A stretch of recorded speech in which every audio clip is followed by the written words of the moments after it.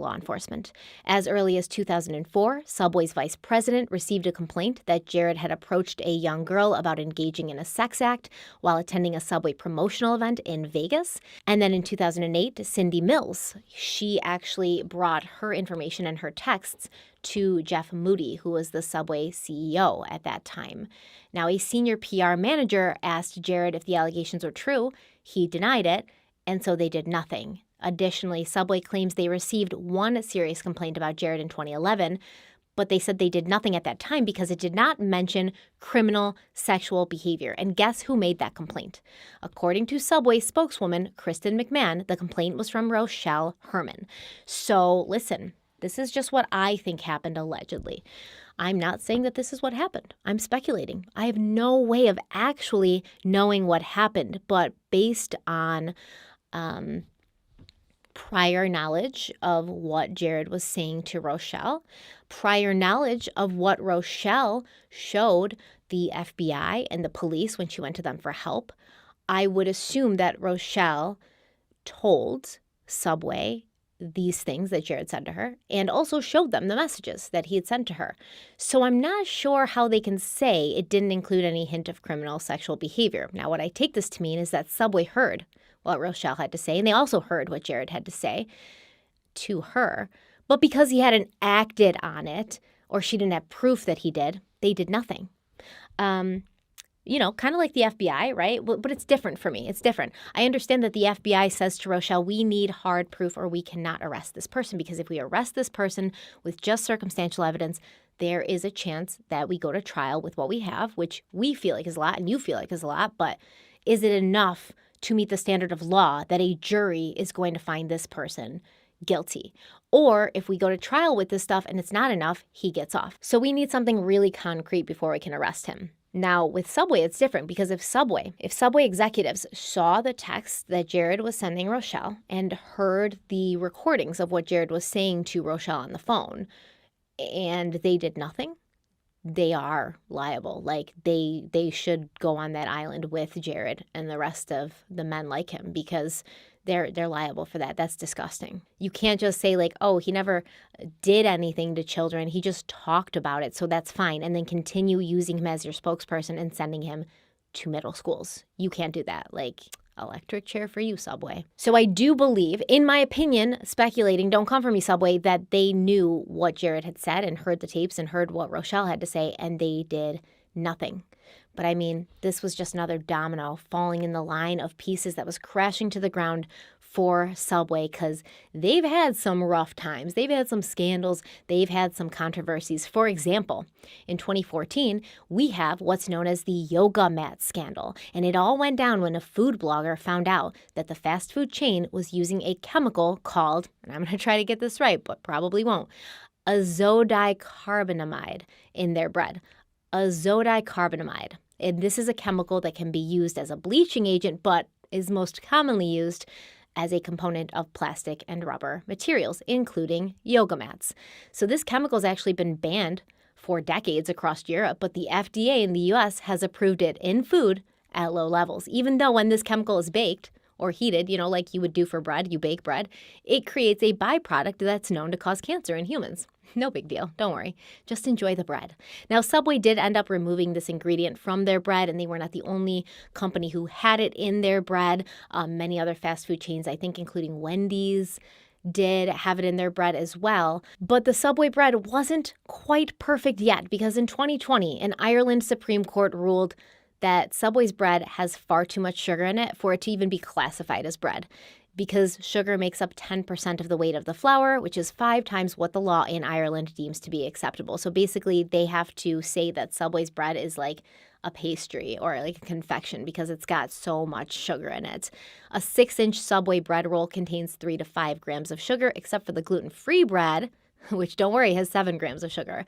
Now, the following year, there was more controversy when people found out that some of the proteins that were being used in Subway sandwiches, specifically the chicken and the tuna, didn't seem to really be chicken or tuna at all. So let's start with the tuna. A marine biologist analyzed 20 samples of tuna from 20 different Subways, and they found that 19 out of the 20 had no detectable tuna DNA whatsoever. But the sandwiches or the tuna, they did contain DNA from other animals such as chicken and pork. And according to a Canadian study, a DNA testing of chicken sold at Subway restaurants in Canada revealed that their oven-roasted chicken tested as only 53.6 chicken, while strips of its sweet onion teriyaki chicken were only 42.8% chicken DNA. Most of the chicken's non-meat DNA was soy, but who knows what else is in there. Subway swears that their tuna is 100% tuna and their chicken is 100% chicken. They swear up and down. They are so pissed off that people are testing their products or their proteins and stuff in their sandwiches. And they were like, well, there's other stuff in the tuna, there's mayonnaise and there's stuff like that. So that's naturally going to reduce the amount of tuna DNA. But they didn't find no tuna DNA, dude. None. Can you explain that? So gross. I don't think I can eat at Subway again. All right, so let's just wrap up some loose ends here. Let's talk about Russell Taylor and Angela Taylor, who I think got divorced from Russell Taylor after he was arrested, and then she changed her name back to Angela Baldwin. But regardless, I'm going to call her Angela Taylor because to me, those two people deserve each other. Now, the ironic thing is, remember, Russell was initially charged with, a couple counts of doing what he did. And those charges were overturned because of some legal issue, some legal mistake, whatever. But then the police went back to the drawing board and they were like, okay, let's investigate again so we can bring charges against him again because we're not letting him go. He's not getting away with this. And when they did that, they found more stuff. And that's when they really dug deep into the behavior of Angela Taylor and what she was doing. And when they came back, they hit him with more charges and they arrested Angela. So good job to them. Good job to them to not just give up and let this dude go because he's a menace to society. So this article says, quote, Subway Jared Fogle pedophile coworker and his wife were sentenced to a combined 60 years in prison for sexually molesting young girls and installing cameras to secretly take videos and photos of the victims. A federal judge sentenced Russell Taylor, 50, who pleaded guilty last year to 30 child pornography and sexual exploitation crimes for his acts against 9 children on Monday. 30. Remember, it was I can't remember exactly how many it was, and I don't have my notes in front of me. It was 7, 8, 9, 12 maybe, and now 30. So, Russell Taylor, how'd that go for you? This article says that Angela Baldwin was convicted in 2020 of 4 child exploitation and child pornography crimes, and she was sentenced to over 30 years. The article continues on, quote, during Monday's sentencing hearing, Pratt described the 4-year grooming, exploitation, and molestation of the children from 2011 to 2015 as a mutual perversion between Taylor, Baldwin, and Fogle. Taylor told the court Monday that he was vile, selfish, self-loathing, sorry excuse for a human, yep, but that time in prison had changed him. Oh, man, you were on a roll there. You were on a roll with the accountability there for a minute, Russell Taylor. And then you went with the old prison has changed me. Did you find God? Did you find God in prison? Probably. He said he had taken advantage of a sex offender rehabilitation class while incarcerated. Well, there you go. Healed. Let him out, Judge. Decision made. Let him out. Let him go home. Let him go home. So yeah, Russell Taylor, Angela Baldwin, Angela Taylor, both in prison for a while. As far as Hannah and Christian, Angela's daughters, I mean, obviously this entire thing was incredibly traumatic for them. They have moved on. They have their own families. They're living their own lives. And you would wonder, does it feel bad to you that you don't have your mom, that she went to prison for 30 years and you're not going to see her for a long time? And it looks like Hannah and Christian are okay with this, right? They're okay with this because of what she did to them. And they think that it's better that she's not around them. And I completely agree. What kind of mother would do that to her own children? Prison is too good for Angela. Prison is too good for Russell. Prison is too good for Jared. I really think that this island idea, this floating, possibly sinking, definitely sinking island thing, should be put into practice. I think I just honestly solved a lot of the world's problems right here, right now. I feel amazing. Anyways, that is where we will end. I mean, there's just so much that you could talk about with this. There's so much you could kind of stem off of this. But yeah, it's upsetting. It's devastating. I don't want Jared Fogle to ever get out of prison. I think he's a scumbag. I think that everybody who had anything to do with him is a scumbag. And I'm glad that they're all away, at least for now.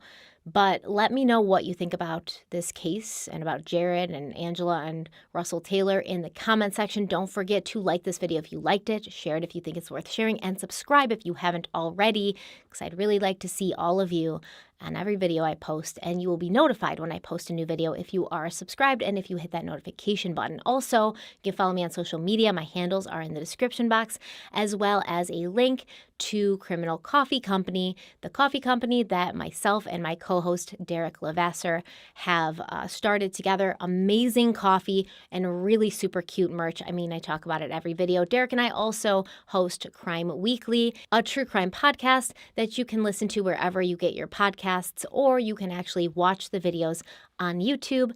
The podcasts go out on Friday and the YouTube video goes out on Sunday. So follow the podcast and follow the YouTube channel. The links are in the description box.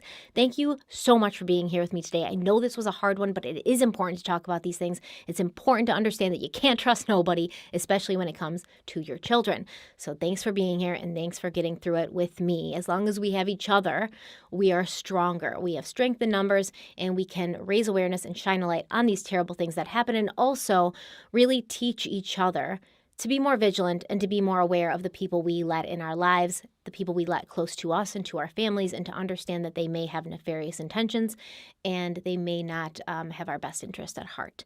Thank you so much for being here. Stay kind, stay beautiful, and stay safe. And I'll see you very soon. Bye. Well, the levee don't break now, and the bottle's going straight down, and that river runs deep, the mountains get steep, and the voices getting too loud. Oh, these feelings I've buried, it's looking like a cemetery.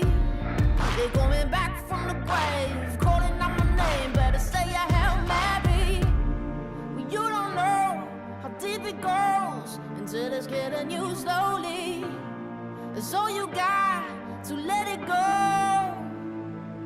I got blood on the strings, blood on the strings, blood on the strings. Being played from my fingers don't bleed. Got blood on the strings, blood on the strings, blood on the strings. Lord knows it's been a rough week.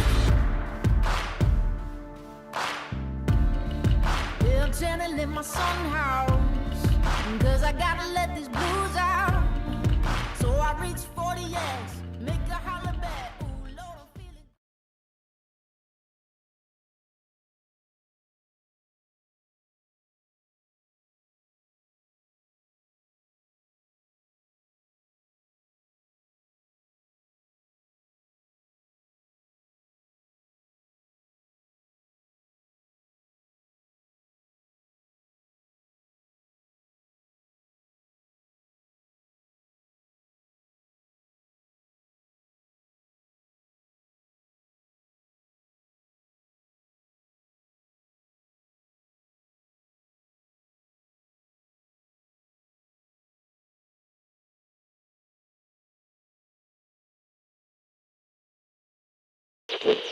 Bada bing, bada boom. Can you be two places at once? Okay, not in the metaverse, like not VR. I'm talking physically. Can you be two places at once? Can you be in one place miles away and then at a second place at the same time? I wish. Yeah, I mean, recently this case has gone viral because it seems like this YouTuber was two places at once. So December 18th of 2022, so just this last December, Steven was home. And we don't have his Ring camera footage to prove that he was home, but we do have a live stream, which is like the next best thing. He's live streaming on his desk. He's playing Grand Theft Auto. The stream was titled Violent Night Christmas Stream. He's just like in this intense gameplay. He's getting into it. He's screaming at the camera. He's getting riled up. He's completing his little quests. Oh, look at the droplets of blood. Just like the rain. Beautiful stuff, right? Come here. No one's coming to save you. La la la la la la la. Christmas in a week. He's live streaming at home, but the very same night, it's alleged that he was somewhere else entirely. He was allegedly caught on CCTV on his way to murder his pregnant girlfriend. But how could that be? I mean, he was clearly at home, sitting at his desk, playing Grand Theft Auto, live streaming in real time to his YouTube audience. Is this a case of mistaken identity? Is this a doppelganger? Or is this something else entirely?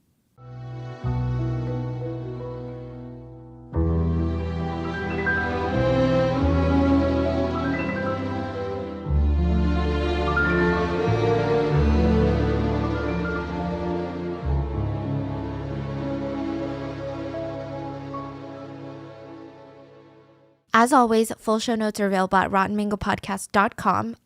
I did miss you guys for a main episode this week.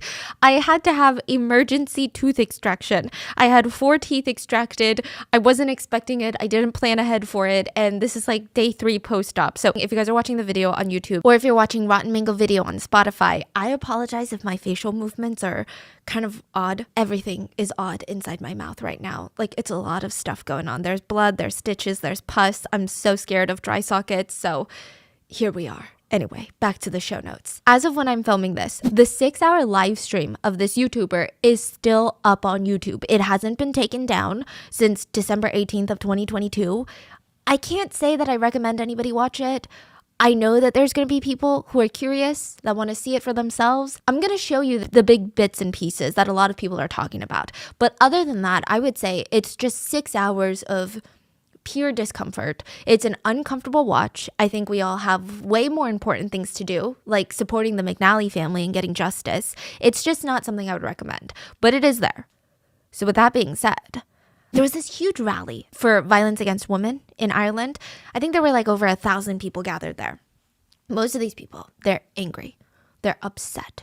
They're sad. They're in grief. I mean, they're holding up signs, end violence against women, justice for Natalie, or one that was even more emotional was she was just at home. She was only at home. Natalie McNally was at home when she was viciously attacked and murdered. It said that she was stabbed. There were just a lot of emotions in the faces of the crowd, but this one kind of stood out, this guy. And maybe it's hindsight, maybe not, but there's a man standing amongst the crowd in the rallies, Steven. He's a YouTuber. Look, he might not look or sound familiar. YouTube is a huge environment, but Steven was a bit of a micro-influencer. He had a little over 35,000 subscribers, which is a lot, don't get me wrong, but he had a super niche audience. Okay, the guy, he didn't do lifestyle content. He didn't do like what I eat in a day, videos that would cater to a larger audience. He focused on a very specific community of collectible figurines. So he would collect these niche figurines from Star Wars or Doctor Who, and he would unpackage them, review them, in the process of buying them. He had this entire room in his house that was just dedicated to these figurines, where there was just rows and rows of them. And he did this for over a decade. So he didn't have the biggest following, but he had like a cult-like following. I mean, some people who were his viewers, they watched him since they were a kid till when they're a young adult. It's intense. He describes himself in his YouTube channel as the adventures of an overgrown man-child and his special friends. He sounds like a good guy. I mean, he's on his off time, he's at a rally to support the fight against violence against women. He's standing up for women. And people say there's no nice guys left. I would argue maybe it seems like he's one of the nice guys. Like, what is there not to stand? Especially when you find out that he's connected to one of the victims. His pregnant girlfriend, Natalie, was murdered the night of December 18th. She was murdered while he was live streaming. It was a pretty big deal when Natalie announced that she was pregnant. She had her whole family seated around the living room. Her brother, Neil, Natalie's brother, said the minute the words came out of Natalie's mouth that she was pregnant, everyone, the whole family, they jumped to their feet and they started jumping up and down. By the end of their night, their cheeks were hurting from smiling so much. And Neil said even when everybody left, he caught himself like skipping around the house, cleaning up. He was just so happy. His little sister was pregnant. At this point, the McNally family, they felt like the fall of 2022, just 2022 in general, was gonna be one of the best years of their lives. The baby wasn't expected until 2023, but pregnancy is part of the journey. I mean, the family, they're so excited. They're buying all the baby supplies, like the crib. This is going to be the first grandchild for the McNally parents. Natalie's parents, they're telling everyone and anyone, like, you know, the McNally parents, you know that Natalie's expecting a baby. They would even tell the friends, I've never seen Natalie so happy and content, like, in my entire life. You know, just being pregnant, she has all these plans made out for the future, and she's doing really well with her boyfriend. And Natalie's brothers, her 3 brothers, they're treating her even more like an egg, now more than ever. So Natalie is 32 when she falls pregnant, but to her brothers, she was like their egg. That's how they describe her. Ever since she was a kid, I know it's a strange way to put it, but think about it. She had 3 brothers. She was the only daughter in the family. Her 3 brothers, Brandon, Declan, and Neil, they said because Natalie was the only daughter, she was like their precious egg. Everyone in the family was like, we gotta protect this egg. We gotta make sure nobody hurts this egg. We gotta dote on this egg. We gotta make sure that this egg is good. And Natalie was just completely cherished and protected by all of her family members. I mean, they treated her like an absolute princess, but she never really let it get to her. The way I can describe it is Natalie gives me main character energy. Like, that's the energy she has. She's just so full of life, very compassionate. There was a tribute video that was uploaded onto YouTube for her. You can see that she loves animals. She was just bright, kind-hearted. And at this stage in her life, she's working at a marketing department for a massive transportation company called TransLink, which is already impressive. But she went a step further. If she's not working, she's volunteering. So she would go around her community and she would advocate for what everyone around her needs, what her neighbors need. What do you guys need when it comes to public transportation? I'm going to go take it to TransLink, my boss, and tell them what's up. She just wanted to serve her community. Like, she was just this brilliant, personable soul. People who worked with her said it was an honor working with her. She seemed like one of those people that had more than 24 hours in a day. You know those people I'm talking about. Because when she wasn't doing all of that, she was still taking care of her family. She had moved out at this point. It was just her and her pets, but she would always come home to her parents, take them to soccer games. That was like a family tradition that they had. When Natalie was a kid, there's even this picture that landed her on the front page of the Mirror magazine. And she's in the middle, just beaming at the camera. She's like cheering for her family's favorite team, dressed head to toe in their colors. And we're going to come back to this picture in a minute. But you can just tell Natalie was this really honest, kind-spirited person in life. And then she met Steven, her boyfriend, who would soon be arrested and then released for her murder. Steven was 33 when Natalie announced that she was pregnant. So, I mean, he's of age. The couple had been officially dating for a few months. It was quick. By all accounts, the pregnancy was unexpected. But Steven and Natalie, they were both ready to step it up. They're like, okay, this is a blessing in disguise. We're ready to start this family. We're both of age. We have stable careers. Like, this is perfect. And everyone around them is so supportive. It seemed like, okay, yeah, sure. They don't know each other that long. They didn't date that long. But there's no red flags on either side of the couple. Like, they seem like they would both be amazing parents. This looks like the beautiful start of a fantastic family. I'm not sure if Natalie was nervous to tell Steven about her pregnancy, but there are no reports. There is no indication that either party were super stressed or upset about the pregnancy news. Sure, they were excited, they were surprised, but I mean, it didn't seem like they were stressed. Natalie, at this point, she was emotionally, mentally, financially just ready for a kid. She's ready to make the change. Even if the pregnancy was initially a surprise, and this is so important, her family even said Natalie was just bursting to start this new chapter of her life. And I think with Steven's past experiences in life, I can only imagine a lot of people in Steven's life were so happy that he was starting his own family. You're like, okay, what happened? Let me tell you. Steven had lost his parents in 2014. He lost his mom in 2014, and then in 2015, he lost his dad. He didn't have any siblings, from what I could tell. His whole support system at this point was his dog, a cute little terrier named Smokey. And that was just all he leaned on during his parents' death. Like, for 12 years, Smokey was his life. And more recently, a few months before Natalie's murder, 12-year-old Smokey passed away. So it was a pretty rough time for Steven. He posted an emotional tribute on his YouTube channel for Smokey. And I don't know, like, I guess I imagine if I were this guy's friend, I would think, wow, this guy has had a lot of loss in his life, but maybe this is the best thing that could happen to him. He's starting his family with someone that's compassionate and kind and full of life. Like, if there's anyone that's going to be a good mom, it's going to be Natalie. Like, maybe this will be good for him. That's the kind of the feeling that I think a lot of people were feeling about Steven. And the couple, they're trying to go about it responsibly. Natalie's like, okay, I'm not trying to like rush into moving in together just because I'm pregnant. They're trying to take things slow so that whenever they do move in together, they have this strong foundation for their relationship. So December 18th, 2022, Sunday rolls around and she's a few months pregnant at this point. The night before, Saturday, Natalie had spent the night at Steven's house because they're still living separately. And she went back home to take care of her pets the next morning. Sunday morning, she goes home and she's getting ready for the work week ahead. And on top of that, she's like, once I finish everything, all the house chores, I got to go to my parents' house. It's the World Cup finale, literally the one that we just all watched. Oh my gosh. And she's always been a huge soccer fan. Her family, huge soccer fans. Which, side note, it was a pretty exciting game. So I'm sure Natalie was just bursting with adrenaline, with just like everybody else that was watching.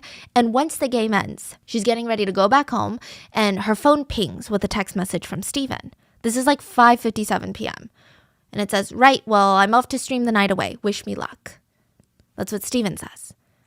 Natalie smiles and she responds, I might have a peek at your stream later. We also later find out that Steven had tweeted that he's going to be streaming and Natalie had liked the tweet.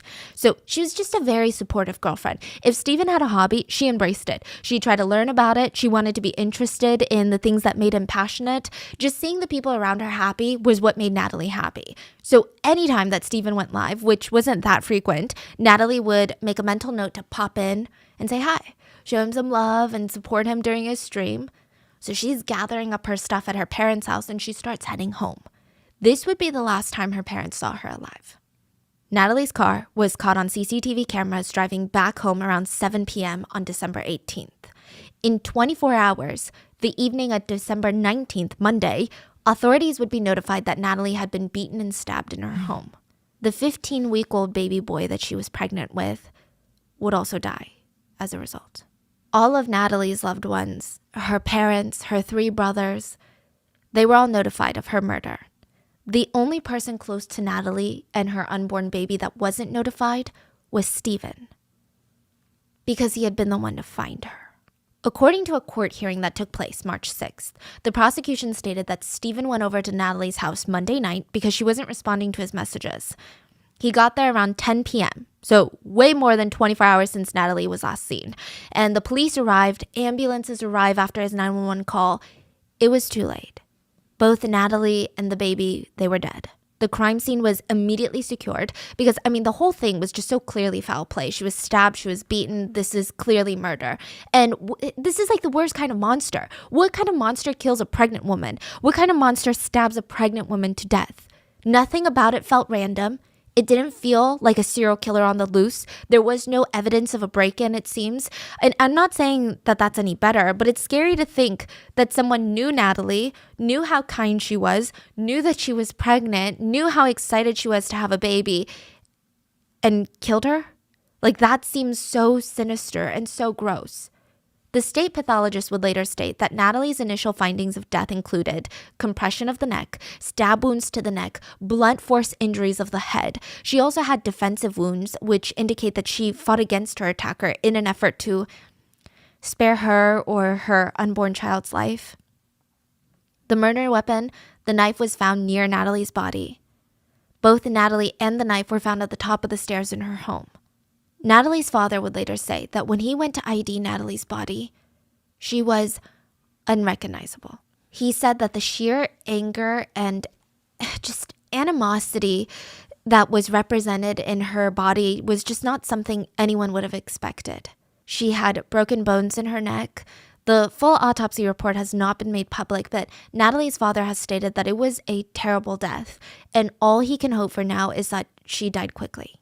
The police try to calm the public, They're trying to reassure everyone, like, don't worry, in this nice little neighborhood in Ireland, don't worry. We don't have a serial killer. This is not random. They're trying to reassure people by saying this is not random. Nobody else is in danger. And very soon after that, the police released CCTV footage of a man walking into Natalie's neighborhood carrying a sack. This is around 8:52 p.m.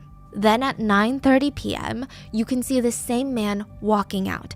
And Wait, 8:52 to 9:30? Yeah, 38 minutes. And I truly don't know why it's the world's worst, grainiest footage. It's kind of frustrating, but at least there's footage. A few interesting things to note about the CCTV footage. For one, you cannot see the man's face clearly. You cannot see it clearly, and it doesn't necessarily seem like they were trying to hide their face per se, but you can't see their face. Second, the man changes clothes. It seems like it's the same person by their height, their stature, and their gait, like the way they walk. But it seems like when he's walking into the neighborhood, he's wearing maybe darker colored clothes. It looks like a track set, if you will. And then when he's walking out, he's wearing a lighter colored set. And another thing to note is that the colors might not be accurate because when it's dark, CCTV cameras may make something look like a white shirt, but it might not be white. It might be blue. It might be a different color. But it's clear that he did change clothes. Now, lastly, is the police released this footage with the presumption that this man either committed the gruesome murder or had knowledge of it. And the way the man is walking in the CCTV footage is just eerie. Because the police are under the belief that this is the killer, right? But the way he's walking, it's like he's taking a nice leisurely walk to grab some ice cream. It doesn't look like he's running away from a crime scene. It doesn't look like he's going to murder someone. He looks like he's got his headphones in and just taking a nighttime walk. Like, it's very scary to think that this is how someone walks away from a murder that they just committed. So the person didn't drive, or they parked the car far away? They took a bus. They took a bus. Yeah. Oh, okay. Yeah. So just, again, I don't know if this is hindsight, but it just reeks of entitlement. Like, this walk is a very entitled walk, and it's very scary. So from this CCTV footage, the police gathered that this person seems to be a younger male, and they asked the public if they could help ID the man in the video. And for a while, nothing was done about it. I don't know if they just couldn't identify the man in the video, if nobody could, but the police were stumped. They had visited over 200 houses in the area, asking if anyone saw anything at all that was remotely suspicious. They evaluated over 3,000 hours of CCTV footage. They had taken over 50 items into evidence. Crime Stoppers came out and offered a £20,000 reward for anyone with information that could lead to an arrest. And people, the police, they kept reassuring the McNally family and the public that they were doing absolutely everything to find the killer.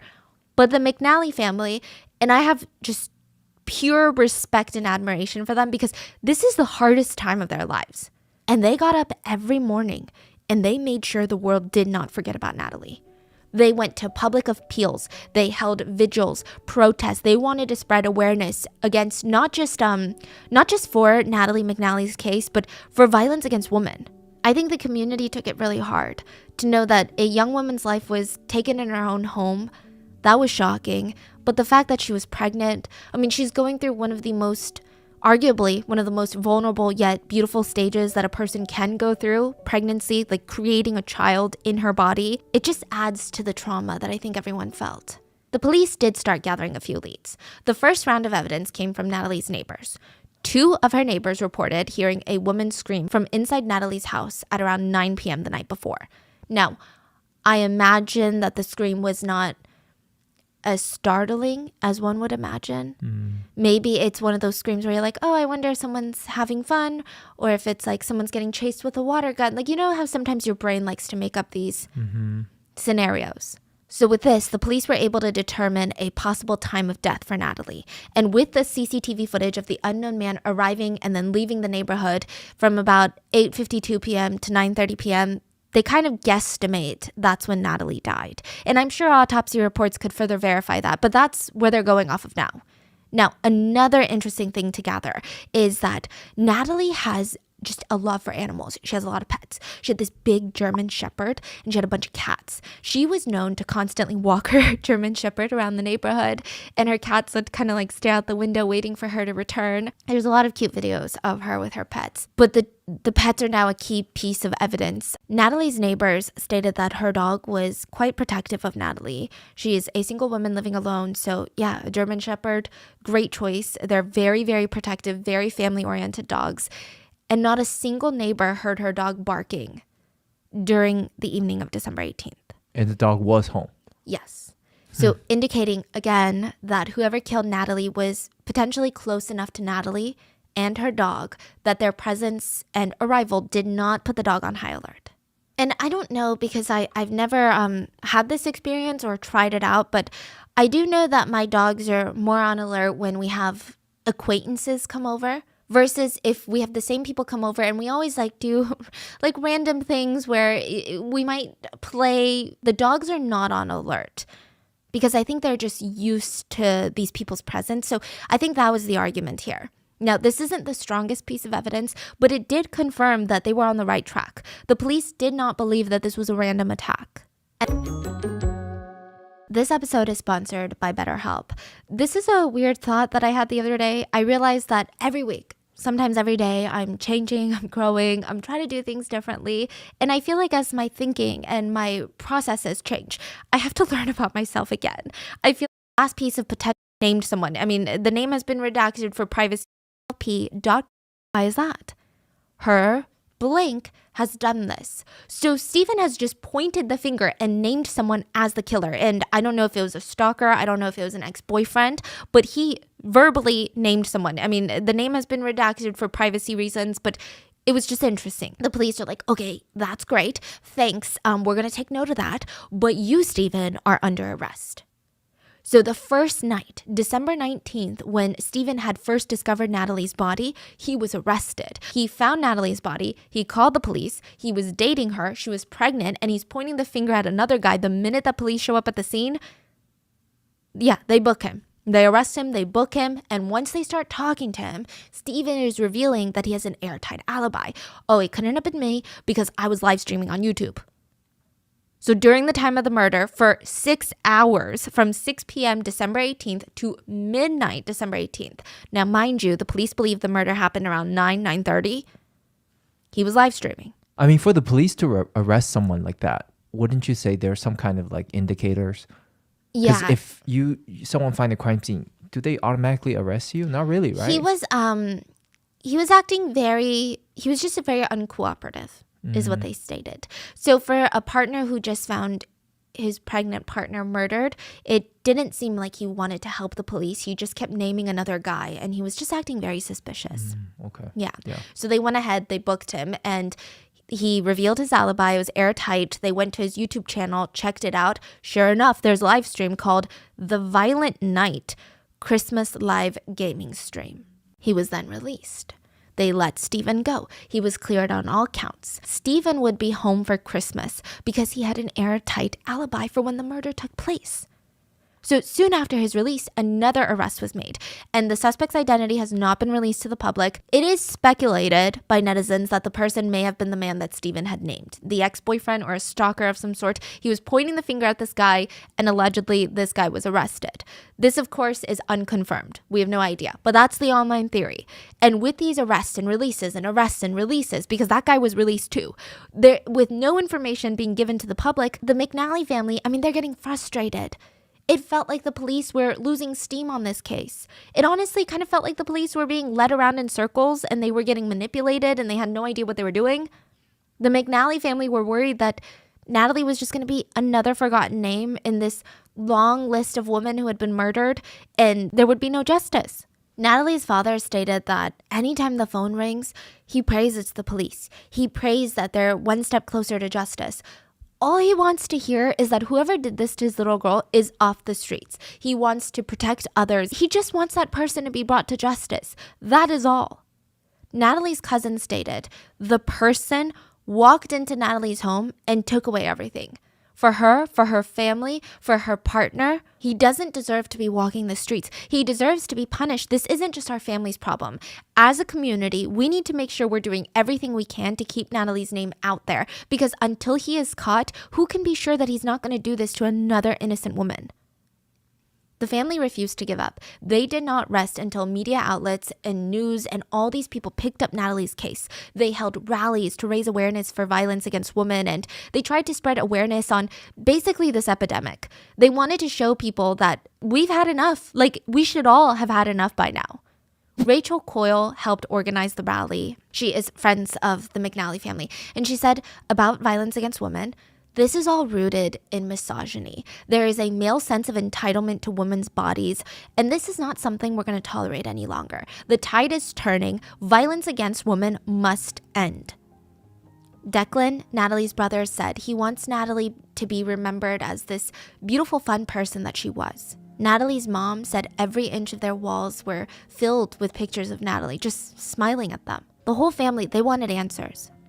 They wanted to know why. But also, they just kind of wanted to meet their future grandson. They named him Baby Dean, so Natalie and Baby Dean. Natalie's mom stated, "We were so excited for the new year, and now that's gone. Everything is gone." They held a vigil in celebration of Natalie and Baby Dean. The community came and they released these pink and blue balloons.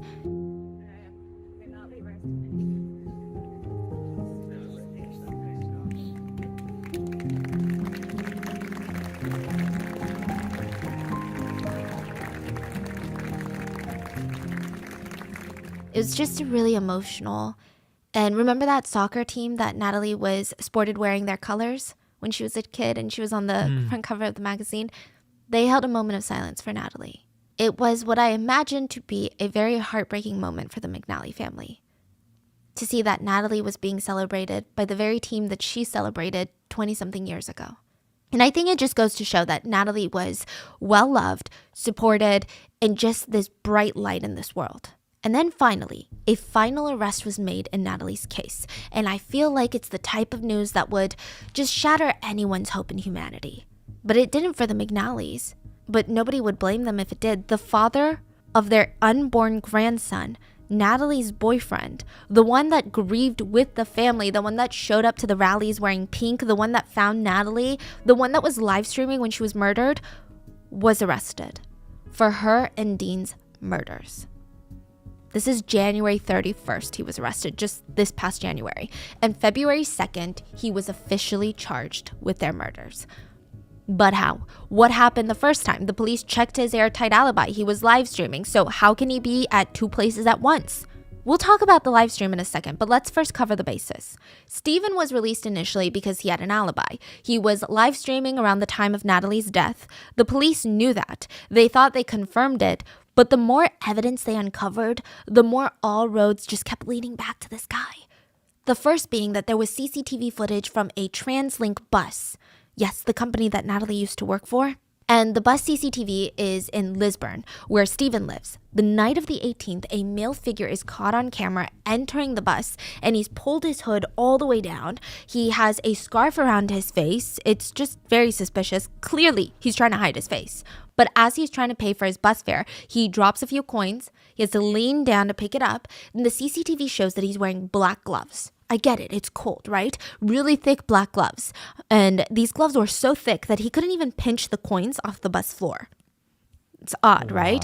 But that's not even the odd part. He takes off his black gloves and underneath, he's wearing like surgical rubber gloves. That's really odd. Nobody just walks around like that. It's not even for temperature control, right? Like, it's weird.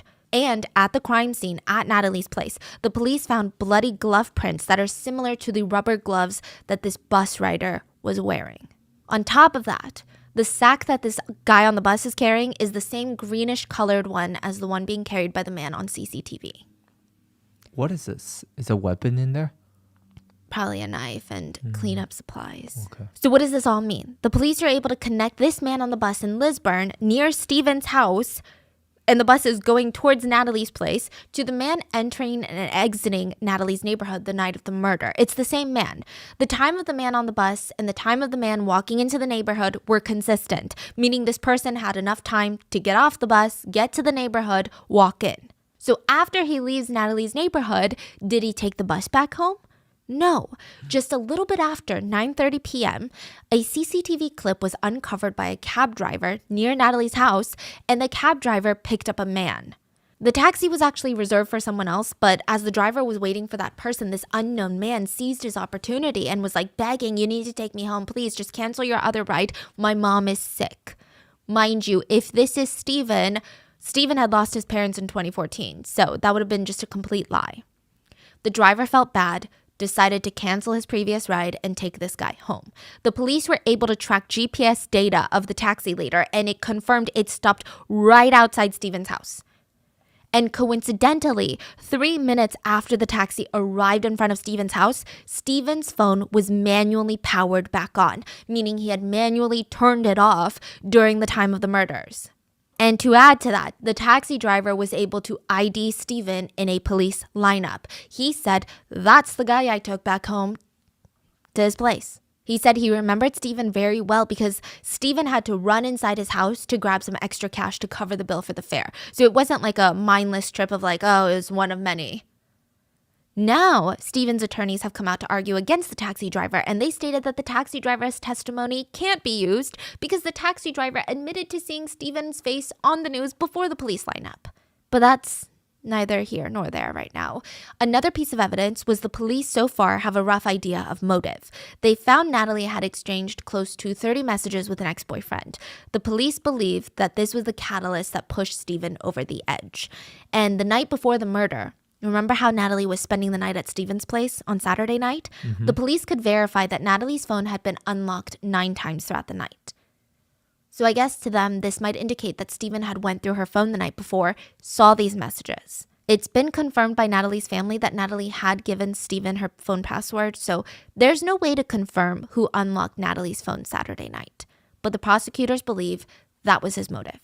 Now, side note, it doesn't really matter if she was texting her ex-boyfriend or not. It doesn't really matter the nature of the text messages, but I do want to disclaim that we don't know the nature of these text messages. They could have very well been, they were talking about very platonic things. It could have been very well that they were rekindling their relationship. It just really doesn't matter. There's no reason to find something in anyone's phone and then commit murder. But this still does not address the live streaming alibi.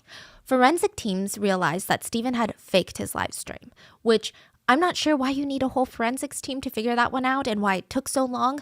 That's kind of terrifying. But basically, Steven's live stream on December 18th was pre-recorded. He pre-recorded a video making it look like a live stream, but it was a pre-recorded video file. And then he just played that file during his stream. So you know how you can watch videos during your stream? You can like full screen it.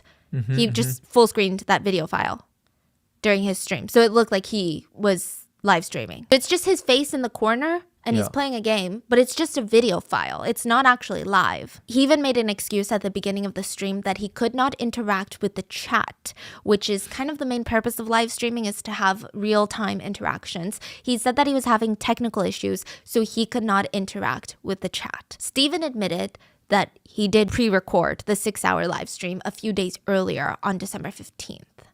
And the fact that Steven hadn't live streamed on YouTube for over a year and suddenly randomly live streamed December 18th, that made it, for the prosecutors and the police, it made it just feel all that more premeditated.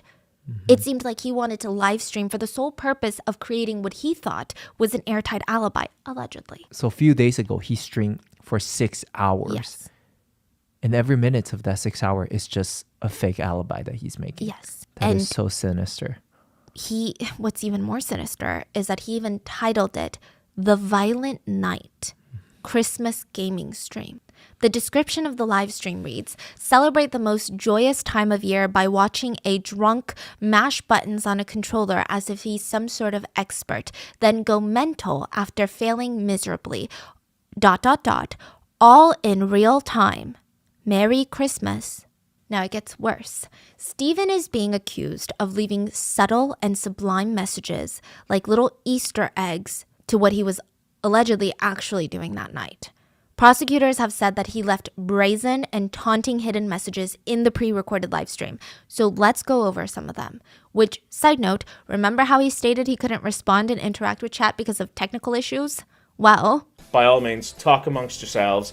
I could use my phone to dip in every now and again and check it, but I've decided that I kind of hate live streams where people just sit and read comments and go, "Oh my god, yes, ask me questions, better." he also states he doesn't want to check live chat on his phone because you can watch your own live on YouTube. So let's say I'm live streaming on my computer. I can go into my phone and YouTube. Go to Oh, watch YouTube it. and see the live chat and respond through my, I'm reading the comments on my phone and I'm responding to the live chat like this. Okay. If you can't see it on your computer, you could always pull up a second device. He says that he doesn't want to check the live chat on his phone because he doesn't want to be one of those annoying streamers that just stares at the chat and says, "Ask me questions, guys."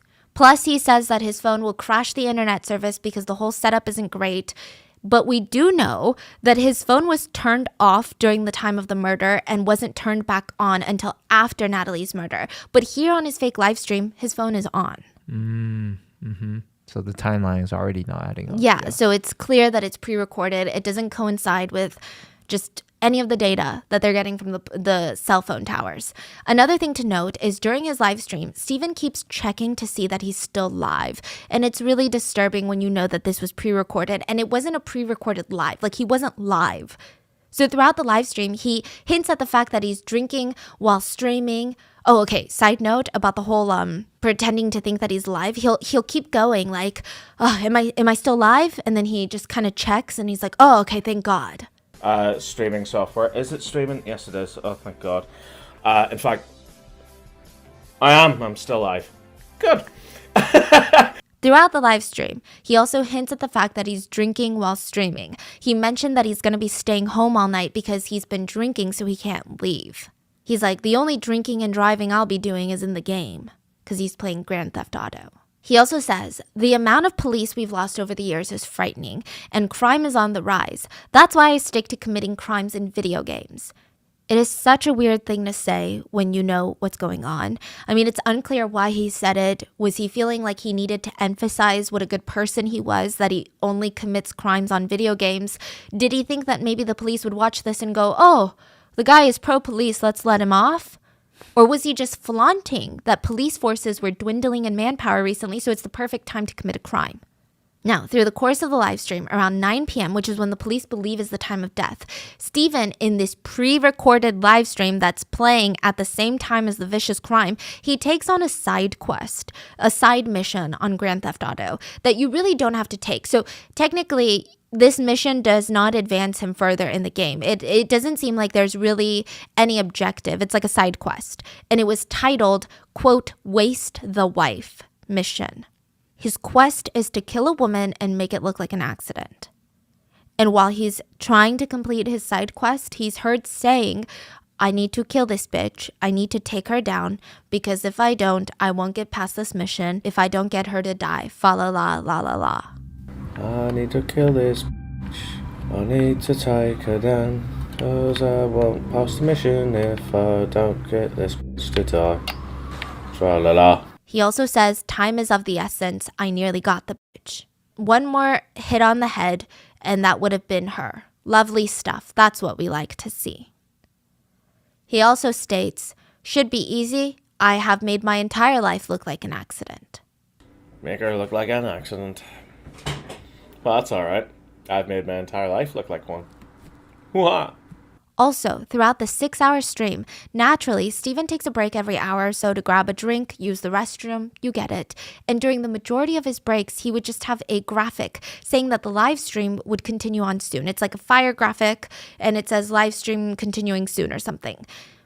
Specifically, around 9:15 p.m., the screen was replaced with a promotional photo of a James Bond movie, and it was No Time to Die. That's what it was called. It says No Time to Die, and it's James Bond. It was just briefly flashed on the screen, exactly around the time that Natalie was suspected to have been murdered. Meaning, allegedly, during Natalie's murder, Steven was fake live streaming, completing a side quest of killing a woman and making it seem like an accident, and a promotional poster that said No Time to Die was shown on screen. And that was put on by him On purpose? Yes. And I'll tell you why. Because if it was an accident, he could have edited it out. It wasn't live. Also, if you've ever live streamed, that's a very bizarre accident to happen. Like you're literally placing a graphic on the screen. And Steven would later be seen on screen saying that the poster No Time to Die was a mistake. He said he pulled his controller and headphone off the computer. It hit the keypad, and that's why this No Time to Die poster flashed on the screen. He said it was a terrible error. I just sat down and I pulled the controller and the headphones off the table, which hit the keypad, which it's apparently hotkeys are still connected, so it went on to something else for a little second. Prosecutors say that's literally impossible. It's also pre-recorded, so if it was a terrible error, he could have edited out. It almost seemed like he was taunting someone. It almost seemed like it just felt so entitled and brazen, and it's like he's leaving weird Easter eggs. Another part, he's trying to say something about physics. Like, you know how in GTA, your car is going all these places, and technically that's not how a car would behave in the real world, right? And he's saying, oh, that wouldn't happen in the real world. Abso-fucking-notly. But he says, and he repeats himself, abso-fucking-notly. Yeah, that's physics. That's what would happen in the real world. Abso-fucking-notly. Abso-fucking-notly. And he kind of looks at the camera, and it's just this really bizarre, eerie moment. And again, at this point, when he's pre-recording this video, he's already planning her murder because he's pre-recording his alibi, allegedly.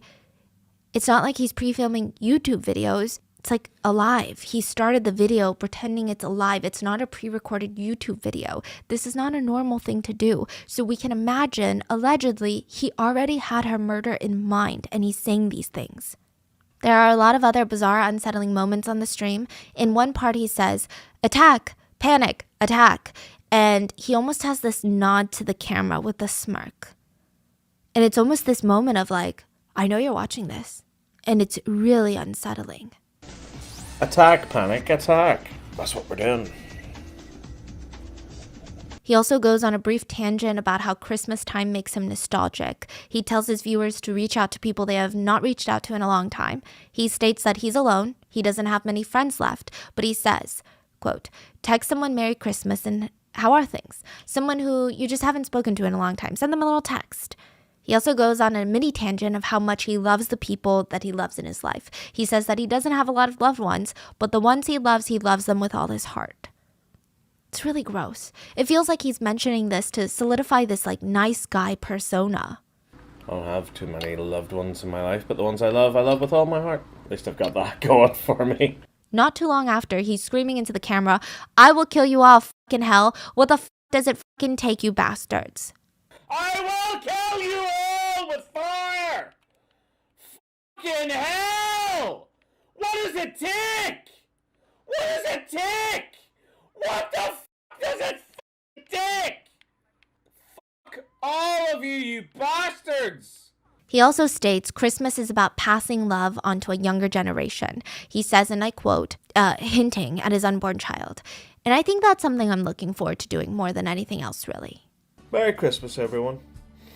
It's a time that we look forward to and we get excited about whenever we're young. And then as we get older, we get much more cynical and stuff like that. And then we reach a stage where we realize it's not about us anymore.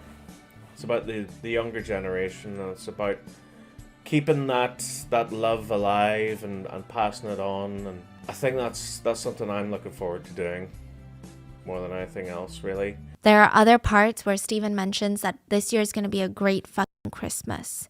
And he looks at the camera. And he looks distracted as he's saying it, and as if he's thinking about something. And then he states that he's horribly distracted. And he continues gaming again with this smirk on his face. I actually think it'll be a really good Christmas this year. But yes, sorry, I'm getting horribly distracted. He also cryptically drops this message. He says, I'm making the most of my free time while I still have it. Making the most out of my free time now. Well, I've still got it. There are other unsettling parts of the live stream where he talks about how, again, crime is on the rise, and just the way he says things are so unsettling. Another part, he runs over a female NPC and he says, "I did hit you, and I liked it." He also has a cryptic message about how he wants to get back into gaming, but his efforts will be used elsewhere this coming year. Trying to get back into my gaming again, but that's not going to be a fucking thing come next year because my efforts shall be involved elsewhere in my life. I mean, is he referencing the unborn child that he was allegedly murdering at the time? Was he referencing jail? It's very strange. Just the whole thing is very creepy watching it over. There are so many parts where he keeps trying to sell the fact that it's Sunday, December 18th, and that this is live when it's not. He tries to emphasize his beers nonstop. He keeps talking about his beers and how he's going to pass out after this live stream and how he's only going to be drunk driving in the game and not in real life. I just realized I'm literally going to be drinking and driving. In the game, by the way, I'm not leaving the house tonight, so yeah, in the game, I will be drunk while driving in the game. In another bizarre part, Steven says, "Oh, f*** off. You don't know me. You don't know what I've suffered. I'm gonna go f*** up me life." Even when he would say, "How are you guys doing?" here and there, it felt like he was mocking his viewers, knowing that this wasn't live and nobody would be aware at the time. At the end, he says, "I think I'm gonna wrap this up. I'm gonna wrap up the stream with none of you watching at all." I think I'll wrap up this stream with none of you watching at all. And I think, in the stream, it's supposed to come off as like nobody has stayed the full 6 hours. But it's just, I don't know. The fact that you pre-recorded that and you said those specific words. Forensic teams were able to verify that this was a pre-recorded video that was deleted from Steven's computer 5 minutes after the live finished, which is interesting if you ask me. Oh. Okay. So the pre-recorded video was on his computer. December 18th, he does the live stream with the video. It ends around midnight when he's already allegedly home. It gets deleted off his computer. Another thing to note, December 19th, Steven uploaded a video. This is before he found Natalie's body. And it's about a Mandalorian lightsaber squad toy review. This is the day after the murder. And I'm assuming, allegedly if Steven did commit the murder, he knowingly knew that he needed to act normal before he discovered Natalie's body. But the fact that he still uploaded a video, it doesn't seem like he's a daily poster. So it's just very bizarre. This is the same person that allegedly killed his pregnant girlfriend the night before. And this is how affected he sounds. He's ranting and screaming about how much he hates that toy in the video. The police also stated that Steven's behavior after his initial arrest, he was just uncooperative. So all these pieces of evidence, they start to unravel, and finally, Steven was charged with Natalie McNally's murder. The trial has yet to begin. Steven has been denied bail, and it was in this bail hearing that something very sinister came out.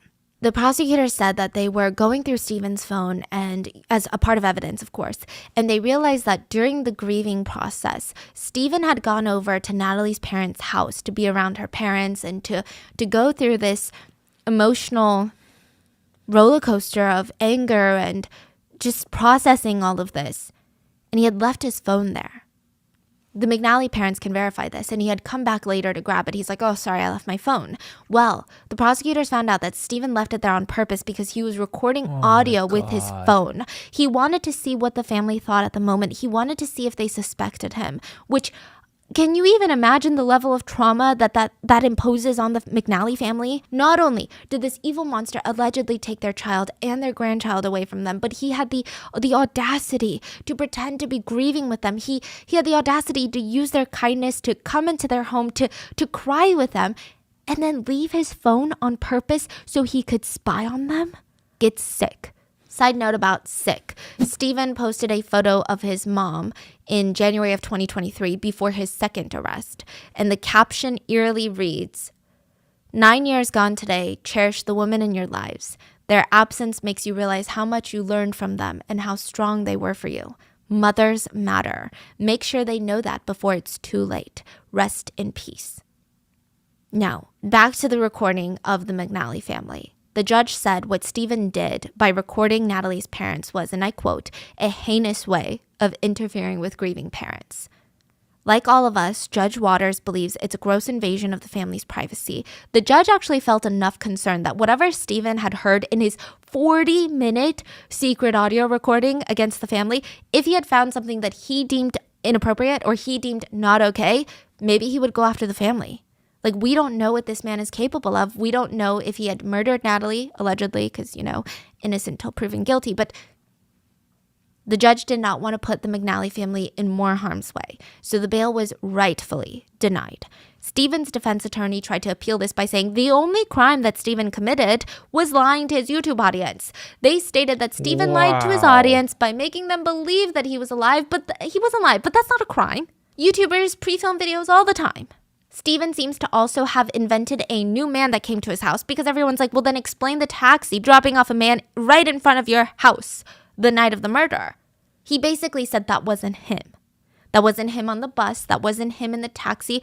A man did come to visit him in his house, but they got the wrong address. He has not released who this imaginary man is. I mean, allegedly imaginary man. But either way, the judge believes Stephen should not be let out and believes that the murder of Natalie and her baby was meticulously planned. So the next court hearing is on March 24th, and at this point, there's no further updates on the case. In Ireland, they're really good about keeping a lot of information private until the trials, but I think the pressing question on a lot of people's minds is, why did he do it? And I don't know if we'll ever know the answer to that, and I don't know if there is an answer to that because there's never a justified answer to murder. So whatever answer we get, it's just not going to be legitimate. But there are theories online of why Stephen allegedly committed the crime. The first theory is that he wasn't ready for a child and he felt the only way to get out of his responsibilities was to murder Natalie and the child. A lot of people back this theory with the idea that Stephen is chronically online, stating that Stephen seems like the type of person that has no idea about the real world or real life consequences. He's been online for so long. He has spent so much time on the internet that maybe he thinks that's how the real world works. He could get away with this. Another theory is that Stephen might have thought that the child was not biologically his child. Since the couple recently started dating, I don't know. That's a theory. That's not an explanation or an excuse. I do believe as of right now, it's been verified or it is said that Stephen was the biological father. But if it later comes out that he's not, that still doesn't change anything. I don't see how that even matters. Another theory is more on par with what the prosecutors have mentioned, which is maybe Stephen found Natalie texting an ex, which again, we don't know if these are completely normal text messages or if they were romantic, and either way, it doesn't matter. But it's a theory that Stephen became incredibly violent and possessive after finding those messages, and it might have hurt Natalie that she was pregnant.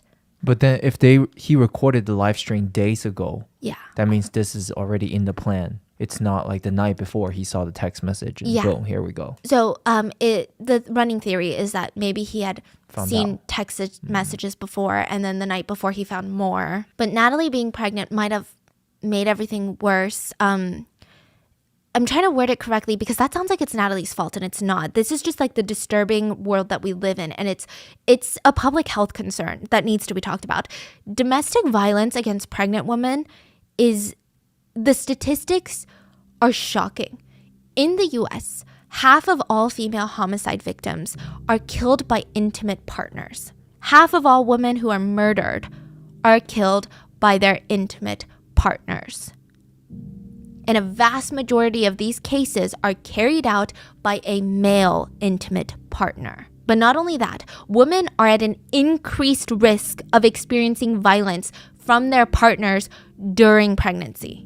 Not less, more increased. A survey done showed that of the people who said they experienced violence from their previous partner while pregnant, 25% of them said it started during pregnancy, which is terrifying to even soak in those statistics and the idea that there are people out there that get violent around their pregnant partners. Have you ever been around someone who's pregnant? Like, my sister was recently pregnant twice, and just the sheer level of anxiety I feel around her, I'm like constantly worrying that she's gonna slip on something. That's how normal people should think. Some theories are that because pregnancy is identified as a time of self-autonomy, typically, women have a lot of awareness, their mind-body connection typically tends to get deeper, or for people that are pregnant, tends to get deeper when they're pregnant. Their partners seek to destroy this newfound strengthened feeling that they have with themselves when they're pregnant. And more often than not, pregnant people will become also more preoccupied with their baby that's growing inside of them than being available to their partners. Some male partners may even view the unborn baby as a threat. That once the baby is born, the mother will focus on the child more than they will on them, which can lead to an increase in violence. Or sometimes they are less available for sexual activities, or less available to do housework, or less available to tend to the male needs, and that is why they tend to get even more violent during pregnancy. Some studies show that violent men tend to get hyper-violent and hyper-aggressive during a woman's pregnancy, and they will become even more possessive of their partners. I guess it's just these violent men, they feel like they've lost their entitlement and free access to their partner's body. Because I think when people become pregnant, it's not even about their bodies anymore. So I think you see a lot of toxic male partners that are like, oh, I want to engage in sexual activities right now. And maybe in the past, this person has been, they don't want to do it, but maybe they do it because the repercussions are too high. But when you do have another baby that you're caring for, you're carrying another human life inside of you, you become so protective. You're like, no, I don't care what you say. I'm not doing it because it could hurt my child. There are also instances where male partners will feel fear for the future and uncertainty, and they will take it out by becoming violent with their partners. And here's a statistic that's very terrifying to think about. Women in the US who are pregnant or who have recently given birth are more likely to die from murder than to die from pregnancy-related complications. As a pregnant woman in the US, you are more likely to be killed by an intimate partner then you are at risk of dying from hypertensive disorders, hemorrhaging, sepsis, pregnancy-related complications. I'm like so infuriated. Like, this is a health emergency. It's a public health crisis. It's a disease. And to further prove the point that people need to start changing, there was a Reddit comment that I stumbled on and it was boiling my blood so much. Someone commented about Natalie, the victim in this case. Also, I wouldn't be so quick to jump to conclusions about the girlfriend being innocent. The baby could not have been Steven's. As if Wow. like, I don't even know how that makes sense in someone's mind. How does that even dictate innocence or not? How do you even use that as a justification of murder? Natalie's parents were devastated. They said that they had even let Steven take 20 minutes alone with Natalie's body before she was put to rest. This was the day after Christmas. They believed he was a grieving partner. They believed he should have the right to say his goodbyes to his girlfriend, but also to his unborn child. He cried and said that he was so sad. They had plans to purchase a future home together and raise their family. And now the McNally parents, they're just haunted at the thought of what Steven might have done or what he might have felt in those 20 minutes being alone with Natalie. But more importantly, the McNally parents, they lost Natalie. They lost their grandbaby, Dean. And they said moving forward, they just want to focus on advocating for violence against women because that's what Natalie would have done. I'm going to link a few organizations that I personally have supported in the past, and I really like what they do. I think that you should always do your own research, make sure that they align with what you're looking for. But I think that as someone, if you're interested in true crime and the psychology behind of why people do what they do and hear these stories, it's equally as important to support the victims and just work on creating a system that's just makes it harder for people to commit these crimes, because those pregnancy statistics, those domestic violence statistics just shook me to my core. So please make sure to check out the organizations linked in the description. Unfortunately, during the course of Natalie's investigation, 3 more Irish women were killed. One of them was also pregnant. And a lot of the people in the community, they're just fed up. They're fed up with the violence against women, with women being murdered and the world moving on again until the next woman is murdered. A close friend of Natalie's said, "The path Natalie took was full of joy and success, and it was about to get even better with the growing life inside of her little boy, Dean. You, Steven, allegedly, put an end to all of that. You selfishly decided, for some unknown reason, that Natalie's life and her exciting future was less important than whatever your deranged motives were that night. The life that you took mattered. The life inside of her mattered. Their future mattered. The hopes and dreams of her family and friends mattered. I will never understand what possessed you to do what you did, and I will never. But I hope you know that Natalie was more loved and had made more of an impact on this world than you can ever imagine. Natalie has an army of supporters across the country who will not rest until you are held accountable. When you've been caught and punished, you will be forgotten. Natalie, however, will never be forgotten. Her legacy of laughter and joy will live on long after your sorry life comes to an end. I'm Nal, the youngest of Natalie's three brothers. Nats, as we called her, was the only girl in our family, and we treated her like a princess. She lived and coped with being a diabetic from a really early age, and as a result, we were so protective of her and treated her like a precious egg. And yet she was a fiercely independent woman. My two brothers, Brandon and Declan, and I are completely devastated that she's no longer with us, and I really can't believe we'll never see her beautiful smile or hear her infectious laugh again. I cannot actually put into words the heartache we're experiencing. She was the life and soul of our family, and we are heartbroken she will not be sitting around the table with us this Christmas Day or any day. And the only truth to come out of Stephen's live stream that night, December 18th, is when he says, I tried to be clever and I f***ed myself because I'm not clever. I'm actually just a stupid piece of in a t-shirt that really needs to be washed. I tried to be clever and I f***ed myself. Because I'm not clever. I'm actually just a stupid piece of in a t-shirt that really needs to be washed. And that is the current ongoing case of Natalie McNally. Please stay safe out there, and I will see you guys on Wednesday for the main episode.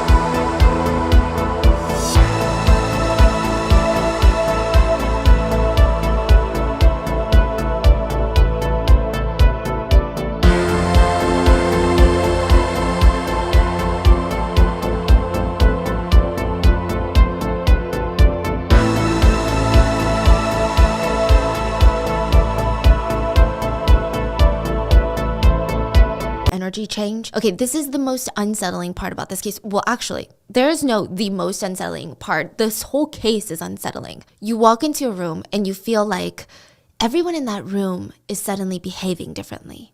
As if the energy just changed because your presence. I mean, when I was younger, I just remember that I would get these gut punch feelings when I walked into a room. It would happen with the same group all the time, and I just really wanted to fit in with them. And the whole energy would shift, and it seemed like they didn't want me there for a reason, but they were also the ones that invited me in the first place. It's like they're sharing these weird, unspoken glances at one another, and it's like, see? Remember what I told you? And you're like, I don't know what's going on. And it feels like there's nothing you can even do. What are you supposed to do? Confront them? There's nothing you can say. It's like they were already planning something against you. It's like they were already talking about you. They already made up their minds about you. It is such a strange niche feeling. Okay, but if you've experienced it, I feel like you can't ever forget it. Well, this video went viral on social media because a woman, Shanquella, went on vacation with her 6 friends. And I say friends because they're just vile monsters, okay? And the energy shift of when she walks into the room with her so-called friends who are all gathered without her in one of the rooms in this crazy Mexican villa, it's just so eerie. So it's her going room by room looking for her friends, and she finds them gathered in a room and they're standing around the bed, and just the glances, the energy, their body language, it feels like they were talking about her. It feels like they were planning something against her until she had just walked in. This video has been analyzed over and over again. Netizens say it definitely feels like people having a conversation that they don't want you to be a part of. What they're talking about you? Yes. And it's become overanalyzed because Shanquella would end up dead on this trip. Speculated at the hands of her, quote, friends. So let's talk about the first day of Shanquella's vacation. She had just touched down in Mexico, Cabo, and even though she was 25, a successful businesswoman and entrepreneur, Shanquella called her mom. Not because she needed to, she just didn't want her mom to worry about her. That's just the type of person that Shanquella was. She was very caring, very considerate, very responsible. She told her mom, we just got here, don't worry. I'm excited. We're gonna stay in the villa. We have a private chef that's cooking us dinner. Like, it'll be so fun. Yes, I'm like just so excited. I feel like I needed this vacation. And her mom's like, yeah, go do your thing. Be careful. I love you. Call me tomorrow. Salamandra hung up. And I think as a mom, it doesn't matter how old your kid is. That's your kid. Even now, I'm in my 20s. Every time I'm out of town, every time I'm in New York City, my mom calls me every single day. And she tells me she still gets anxious if I don't pick up the phone right away, if I don't call her back right away. Sometimes she even calls my fiance right after she calls me. I think it's the inescapable life of a mom. Like, I don't think that there's any way to avoid it. But theoretically, in a perfect world, if there was any mom who didn't have to be so concerned and anxious, it was probably Salamandra. Because Shanquella was this grown, responsible, caring, intelligent adult. She was kind of the center of the Robinson family. It seemed like they orbited around her. Her mom, Salamandra, fell in love and married her husband, Bernard Robinson. The couple had been longtime residents of North Carolina. So all of these friends, everyone, they're residents of North Carolina that are on vacation in Mexico. Salamandra had a daughter from a previous marriage, Quilla Long, and then the couple went on to have their first child together. January 9th, 1997, Shanquella Robinson was born. And you know those people, you just look at them. It doesn't even matter how young they are. Maybe they're in like kindergarten and you're like, I feel like this person's gonna be someone one day. That was Shanquella. That's what everybody says about her. It seems like she was just universally well-loved. I feel like that's something you say to be very nice and respectful, but Shanquella still maintained relationships from kindergarten. She had friends from freaking kindergarten. Mind you, the events unfolding take place when she's 25. This is a long, long time away from kindergarten. She still has friends from kindergarten that have nothing but praise for her. I mean, they've known her for practically her whole life.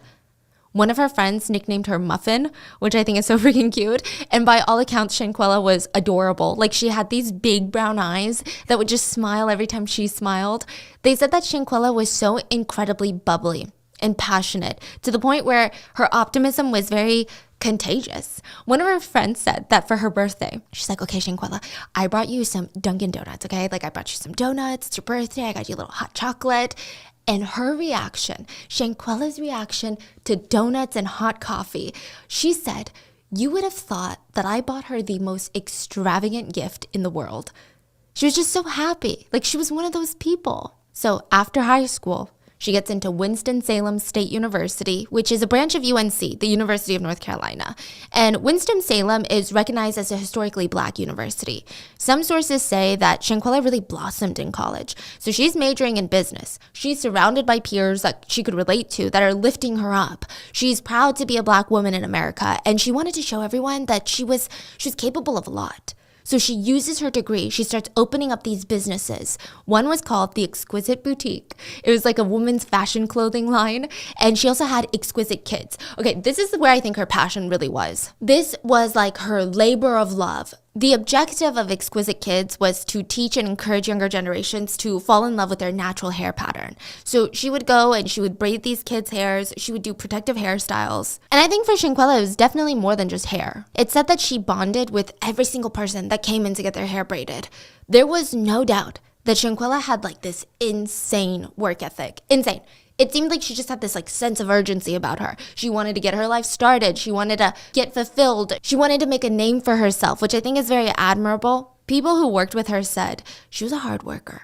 Like, no matter what was going on in her life, she always worked. She would work until past midnight to get her job done and then be back early in the morning doing another person's hair. Never complained. Her friend shared a suite. Like, they had rented this little room together to invite all their customers. And she said that one of her favorite moments were Shanquella would bring her French bulldog to work.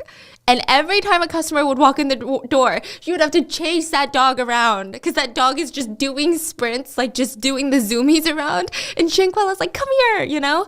Those are her favorite moments of Shanquella. She's just this full of life person. And she just had this mindset that if anyone was going to give her the world, it was going to be herself. Now let's talk about this Mexico trip. While at the university, Shanquella met a guy named Khalil Cook. This is the friend that would go on to attend family vacations with the Robinson family. Shanquella and Khalil were close. There's no indication that there was any sort of romantic relationship. In fact, out of all the 7 people involved, at least as of right now, there doesn't seem to be any indication of any romantic ties between the 7. I don't think it matters, but just putting that out there. So anyway, Shanquella and Khalil become really, really close friends, and Khalil would be the one to introduce Shanquella to the rest of the Cabo Six. That's what they're called, Khalil included. So there's Shanquella, and there's 6 not friends, and they're called the Cabo Six. So there's are the list of names. So there's like Dejanay, there's Winter, Elise, Malik, and Nazir. And this is pretty important. It seemed like the rest of the group already had an established friendship. So other than Khalil being the one that she was close to, Shanquella didn't know the others that long or that well, we can assume. The theory is further strengthened because a ton of Shanquella's close friends, even her mother, publicly stated that they only knew of Khalil. They weren't even familiar with the others. They didn't really hear about them. They weren't like, Shanquella wasn't coming home every day like, oh, I just met these new friends. I'm going to go meet them again and again and again. It seemed relatively new. It seems like Khalil invited her to the friendly vacation, which honestly feels like a normal thing to do. Like, my sister's going to Mexico next month, and half the people going are friends she's very close with, and the other half are more recent friends. And all that is just to say, this was a very typical vacation. I don't think anyone would have been alarmed. I don't think Shanquella was like, oh no, these are all new people. So everyone's getting hyped for this trip. They rented this huge, luxurious private villa in Cabo San Lucas, Mexico.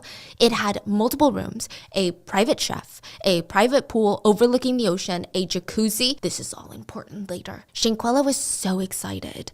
She felt like she deserved this trip. I mean, she had been working so freaking hard, day in, day out. She just needed like a little reset. She loved being around great people. And I'm sure it was exciting for her to make new friends and spend time with them and get to know them. Like, she was just such a bubbly person. She got her hair done the day before the trip, and her hairstylist said, you know, we always clicked. She's been my client for years. She's like my little sister. And she said she was really excited about her trip to Mexico. She did all the things that we all get so excited for. She's packing for the trip, picking out what clothes to wear. I think that's what's so unsettling about this. It all starts off so innocent and exciting. Now, the trip was to celebrate 2 of the Cabo Six's birthdays and almost kind of like a Halloween trip to escape the gloom of North Carolina during Halloween. They head to Mexico October 28th of 2022. Shanquella and 5 of the Cabo Six would fly out together. So one of the 3 guys, Nazir, he was going to arrive in Mexico the day later on a separate flight. So it's just going to be 6 people initially, and then the 7th would join. So Shanquella, the rest of the group, they touch down in Mexico, check into Villa Linda 32, and it was incredible. The villa was big enough to house 12 people. Like, this place was spacious. It was so bright, airy. I mean, watching through Instagram, you could see a group of loving friends getting ready to have a blast, enjoying each other's night together. You know, the first night that they checked in, Shanquella posted on her IG story, and this would go viral as well. She was the one being recorded. Khalil had taken her phone, recorded her passed out on the hammock. The flash was on and he was in her face while she was asleep. He just kept saying, "We got our first dead body. Body, body, body." Got our first dead body. Buddy, buddy, buddy, buddy, buddy. She too full. This was posted around 9 p.m. the first night. Shanquella was confirmed to have just been asleep in the video, and I'm sure at the time it was this lighthearted, humorful video. After the way the events would unfold the next day, the IG story would be ripped to shreds by netizens. It would start to feel rather cryptic, dark, foreshadowing almost. I mean, it was clear that they were all having a lot of fun. Now, that day, she had already called her mom before that Instagram story was posted. So she's talking to her mom and she's like, "You know what? I'm going to call you tomorrow." That would be the last time she spoke to her mom. So they got to Mexico on the 28th. The morning of the 29th, the group decided to hit the pool. Some say they were skinny dipping. Some say they were all changing into their swimwear. It doesn't really matter. But we saw a very, very small snippet of that morning because Shanquella posted on social media a casual video of herself looking for her friends in this massive villa. She was going from room to room looking for them. And she's saying, "It doesn't take that long to get naked." It's my friends for me, because, y'all, it don't take that long to get naked. It don't take that long to get naked, hoes. Where y'all at?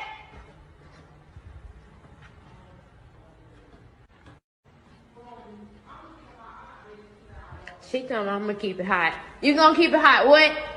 I'm gonna keep my hot bathing suits that I don't want to wear because it's cute as fuck. They, what Go said, they croup. The one that's like mediocre is in my chains. I can't wear them. The assumption, the implication is that they were suspiciously taking a really long time. And again, I'm sure it wasn't suspicious in that moment to her, but hindsight is 2020, you know? Shanquella walks in room to room. She's like, "Hello, it doesn't take that long to get naked." And finally, she walks into the final room where all of her friends, so-called friends, are clothed and gathered in one of the rooms. And when she walks in, a lot of netizens believe the energy it shifted.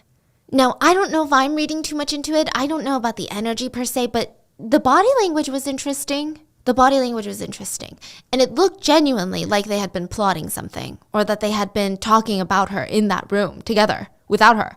Shanquella seemed excited, though, to get the day started. Maybe she noticed, maybe she didn't, but everyone just kind of had this weird energy to them. We'll later piece together what is believed to have happened after this video was taken, but let's talk about how it unfolded for the Robinson family. They get a call from Khalil on the 29th. So Shanquella was like, "Let me call you tomorrow." She never called. Instead, Khalil calls. When? In the morning? At night? Afternoon. Okay. So it would be around like 4 p.m. in Mexico, I believe, time difference for North Carolina. So they thought, okay, well, maybe Shanquella is using Khalil's phone to call us and everything's fine. But nope, they pick up and it was Khalil, and he seemed remarkably calm. He informed the parents that Shanquella was not feeling well because she had alcohol poisoning. Of course, her parents start freaking out, like, alcohol poisoning? I mean, how much alcohol do you need to drink to get alcohol poisoning? He's calm. He's assuring the Robinsons that Shanquella is safe, that medical help was on the way. Shanquella's parents trusted Khalil. I mean, after all, this is the guy that they themselves had gone on family vacations with. Yes, they're freaking out that Shanquella wasn't feeling well. They're freaking out that she's in a completely different country. They're freaking out that they can't be right next to her, helping her. But maybe they felt a little bit of relief that she had a close friend there to take care of her. A close friend that they knew. He calmed Salamandra down as much as he could, and he promised, like, "Miss Robinson, I'm going to keep an eye out, and I'm going to keep you updated." That was the first of many calls from Khalil to Shanquella's parents that day. One final call would be placed. Khalil's voice was devoid of any emotion, and he stated, Shanquella was dead. She was gone. In that moment, the Robinsons felt like their entire world just shattered. I mean, I can't even imagine the pure shock. What are you talking about? The couple wanted answers, but all Khalil would do was regurgitate over the phone over and over again that it was alcohol poisoning.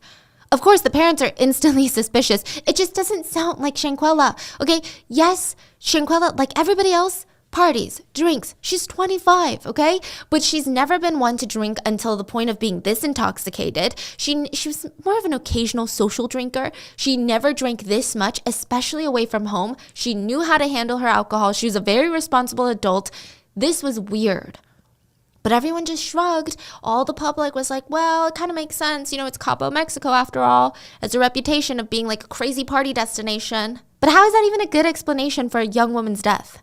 I mean, how could things even change so fast? Yesterday, her daughter was fine, reassuring her that she's having a blast and she'll call her tomorrow. The next day, she allegedly drank a bit too much, wasn't feeling great, and an hour or two later, she was dead? Like, how does that even make sense? The parents were kept in the dark after those phone calls. Meanwhile, the Cabo Six would fly home early from Mexico. I think that day. So I think it was the next day, but they came before their trip was supposed to end. I think this is wild. I don't input my opinion, and now in no way am I saying that they should have stayed and finished their big party. That's not even what I'm saying. But I imagine if that were me and my friend or even an acquaintance passed away, I would wait. I would wait and stay there to help handle things with the parents. If my job and my school allowed, I would stay even after my vacation until the parents could come to Mexico, until someone could make sure that Shanquella's body was safely returned to the United States. I would try to help be the middleman between the parents and the authorities. Not that I speak Spanish, but just to get a hold of them, go down to the station, do all of these things. I wonder if it also has to do with there's 6 of them. You know how the thing used to say when there's more people, less people are taking actions. The bystander effect or whatever, yes. Yes. I guess that's like a good benefit of the doubt if we're playing devil's advocate, but I think that Khalil should have done something. Like, he was the one that was, Yeah, I think definitely, but I'm just saying. Maybe that's what happened. Maybe like everyone just had the feeling, I was like, okay, why would I stay? Like, yeah. What am I doing here? But it's weird because, you know, I understand if their vacation ended and they're like, it's time to go, but they started booking new tickets 24 hours into their vacation. Like immediately after this happened? Yes. Okay, so it's like, oh, let me run away. Yeah, basically. It was weird. Yeah. Like, I don't expect anyone to stay after the vacation because maybe they're not close enough with her. Maybe they have work priorities that they need to get to. Like, it's they more could of get like fired. an escape. Yes, it feels weird. They want to run away from the trouble. Situation. Yeah, maybe. Yes. Yeah. Which normally you wouldn't do that unless you had something to hide. If it was genuinely a death by alcohol poisoning, I don't think that I would have left. It would have been incredibly uncomfortable. I think there would have been a lot of trauma and grief to deal with, but that's just and these are all full-grown adults. These are not teenagers. They're about the same age? Yeah, so it's weird to me. So they haphazardly packed their bags, as well as Shanquella's bag, went to her parents' doorstep to drop off her clothes that they had just shoved into her suitcase. And one by one, they all visited Shanquella's grieving parents. They looked into their eyes and they lied about their daughter's death. So they all show up at different times. Yeah. The one part of the story that stayed the same was that she had died of alcohol poisoning, which of course Salamandra did not believe. The rest of the stories were littered with like mismatching events and inconsistencies. It was strange. When asked who called the doctor, one's like, oh, the maid called the doctor. The other one's like, the villa concierge. Oh, one of us did. No, it was a neighboring resident from the villa next door. Okay, well, where was Salamandra when the doctor came? One friend is like, she was unconscious on a chair. Another friend said she was on the floor. One of them was like, she was passed out in her room. Oh no, she was passed out on her toilet. It seemed like every minute detail, every single one of them had a completely different answer. Their general attitude also was just unsettling. Okay, so forget the whole leaving Mexico early, which personally I think is bizarre. From the get-go, the Cabo Six, I don't even want to call them the friends, the Cabo Six, their behavior was weird once they got back. Okay, I would imagine if you just lost a dear friend, they would rally around the Robinson family, especially Khalil. They would bond with them, share their grief, come over, share fond memories of Shanquella, try to help each other through this traumatic time. Genuinely, I might even feel guilt, like maybe we shouldn't have gone on this Mexico trip. Like, I feel so bad, you know? There should have been misty-eyed hugs, these warm embraces, these tender words. But there was just something that Salamandra could not really pinpoint. Their energy, the whole atmosphere of these people, it was off. It was off-putting. Call it mother's intuition, but her blood ran cold every time one of the friends came over with a new version of events for her. Honestly, I bet she was feeling like she was going insane. Like, you have this gut feeling. Everyone's probably trying to comfort her by saying things like, we're going to get through this together. She's in a better place now. And as a mom, you're like, no, stop saying that. Something weird is going on. Like, why is everyone just saying these weird things? Something has happened. I think to really add to this feeling was the fact that Salamandra got an anonymous phone call after the Cabo 6 arrived back in America.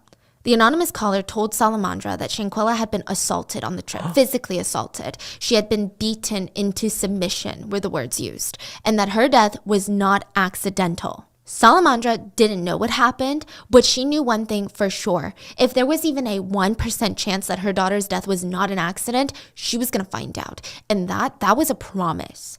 Bernard, the father, started working tirelessly on the extradition process to get Shanquella back home. And he kept calling the villa every single day, all day, every day, until finally he got an English speaker on the phone and the employee picked up and confirmed the family's worst fears. They said to Shanquella's father, "What? Your daughter didn't die of alcohol poisoning. She died of a broken neck." Oh my gosh. Salamandra wanted to scream at every one of those so-called friends, "What did you all do to my child?"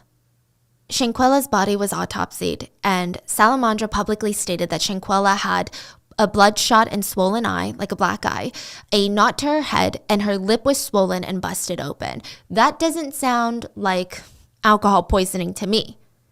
The family knew that something was wrong. They knew that there was something that the Cabo 6 was hiding. And the worst part is the Robinson parents were proven right about their suspicions in the most heartbreaking way possible. Bernard, the father, was out searching for grave sites for his only daughter, his entire world, his life, when he got word of a video that was circulating.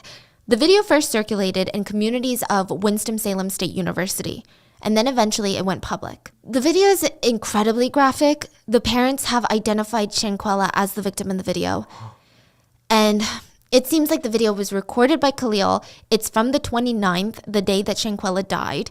And it shows Shanquella naked, vulnerable, and being physically beaten by one of the women on the trip. It's clear that she's trying to create physical distance between her and the aggressor, or even trying to calm them down, but it's not working. Shanquella is being punched with a closed fist. She's being slapped, kicked. Her head is being kneed.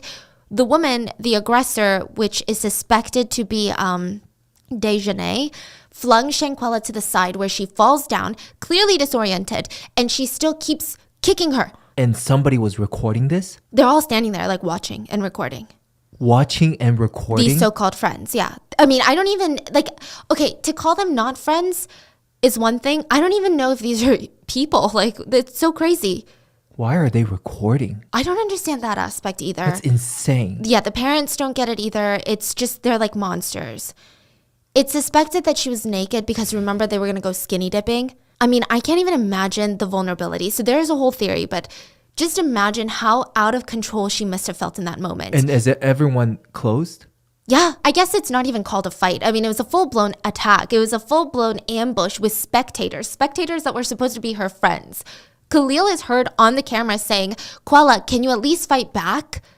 What? And in the most heartbreaking response, Shanquella responds quietly, "No." And she just keeps repeating no. She's just trying to diffuse the situation. Like, it's clear she does not have an angry, violent bone in her body, and it shows in the video.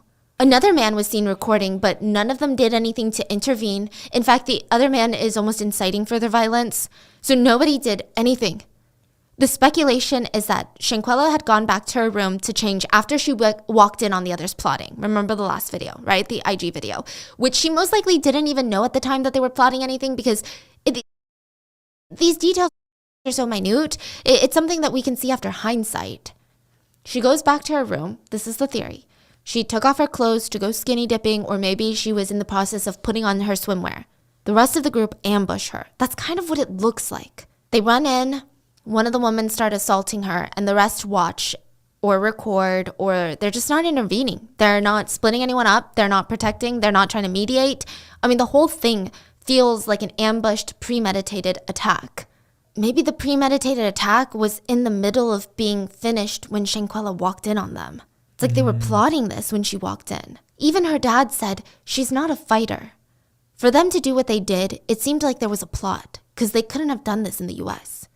Speculating that it wasn't even just premeditated in that moment, that morning, but her whole invitation to Mexico maybe was premeditated with something like this in mind. Again, this video is so graphic, it's extremely upsetting, and I would recommend you not watch it, but Shanquella remains defensive. She does not hit back, she does not fight back, she's naked, she's vulnerable. The Robinson family could only watch the video and weep while they were asking questions. I mean,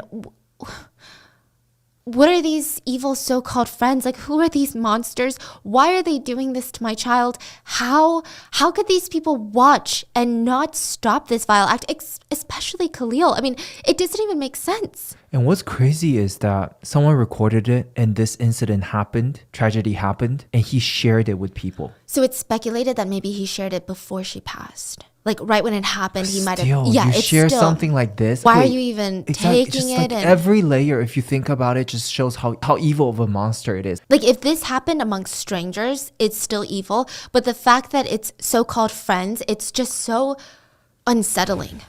Allegedly, there is another video that was filmed, and there's no verification that I could find on this that's like a good source, but allegedly, there's another video of the other woman, Winter Donovan, joining in, brutally beating Shanquella. This has not been released to the public, nor confirmed that this video does exist, but sources say that the authorities and family have seen the video. So I'm not sure. This video thrust the case into the national spotlight. Eventually, the FBI and Mexican authorities got involved, not because of this video though, but because this video went viral on social media and there was enough social pressure. Truly, that's like the only way to get authorities involved, it seems these days, to make fun of them on social media. And that's what happened. There was public outrage of a possible cover-up because why was her death being reported as alcohol poisoning? And it wasn't just from the Cabo 6 that were saying it's alcohol poisoning. The family found out through the police reports in Mexico that they listed her cause of death as alcohol poisoning. So they're like, okay, that doesn't even make sense. How could the friends even just come back to the US and resume with their lives? Clearly, something happened. Can they find out the real cause though? Yes, the autopsy reports were released. So the investigation into Shanquella's death was considered a potential femicide. A femicide is how Mexico categorizes murder when the victim is a woman. This, along with the autopsies, the death certificate, was released to the family. And it seems like thread by thread, the story starts unraveling. But not even quickly enough for the Robinson family. So this blew the case right open.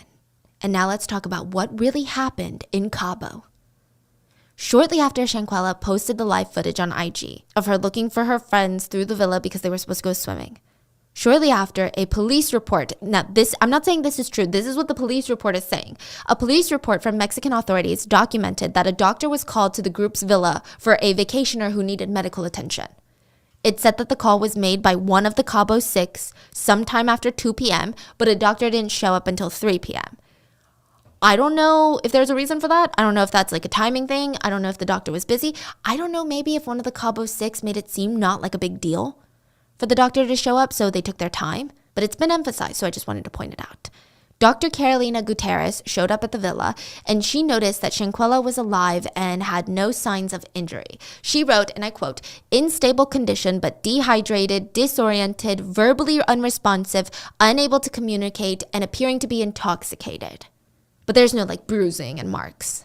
She said that Shanquella was trying to talk, but she couldn't form the words to do so. Which, I mean, like imagine how scared she must have felt in that moment, like not knowing why she couldn't speak or not being able to communicate her needs.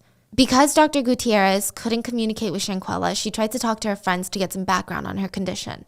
The Cabo 6 just reported, oh, she was drinking all day and all day last night, so I think that she's just drunk. Dr. Gutierrez went off on this information, and in her exam, she agreed, okay, well, maybe she's most likely suffering from alcohol poisoning. If you think she's just drunk, you wouldn't call a doctor, no? Yeah, that's true. So obviously they know something is wrong already, but they are not telling her the reason. Okay, I'm just Speculating. I'm not. I mean, maybe we should be calling doctors in those situations, but that's true. I don't think I've ever, unless I was always told, unless someone is vomiting and unconscious when they're drunk, usually they are sleeping it off, right?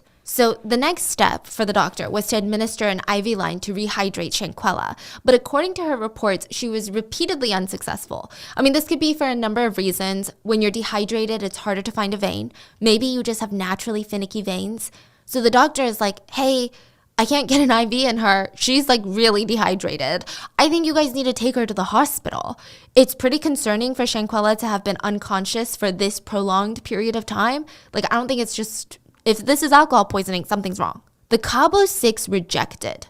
This is so strange, but they insisted that they only wanted Shanquella to be treated in the villa. Later, the group would say, no, we didn't want her to be hospitalized because it would be too expensive.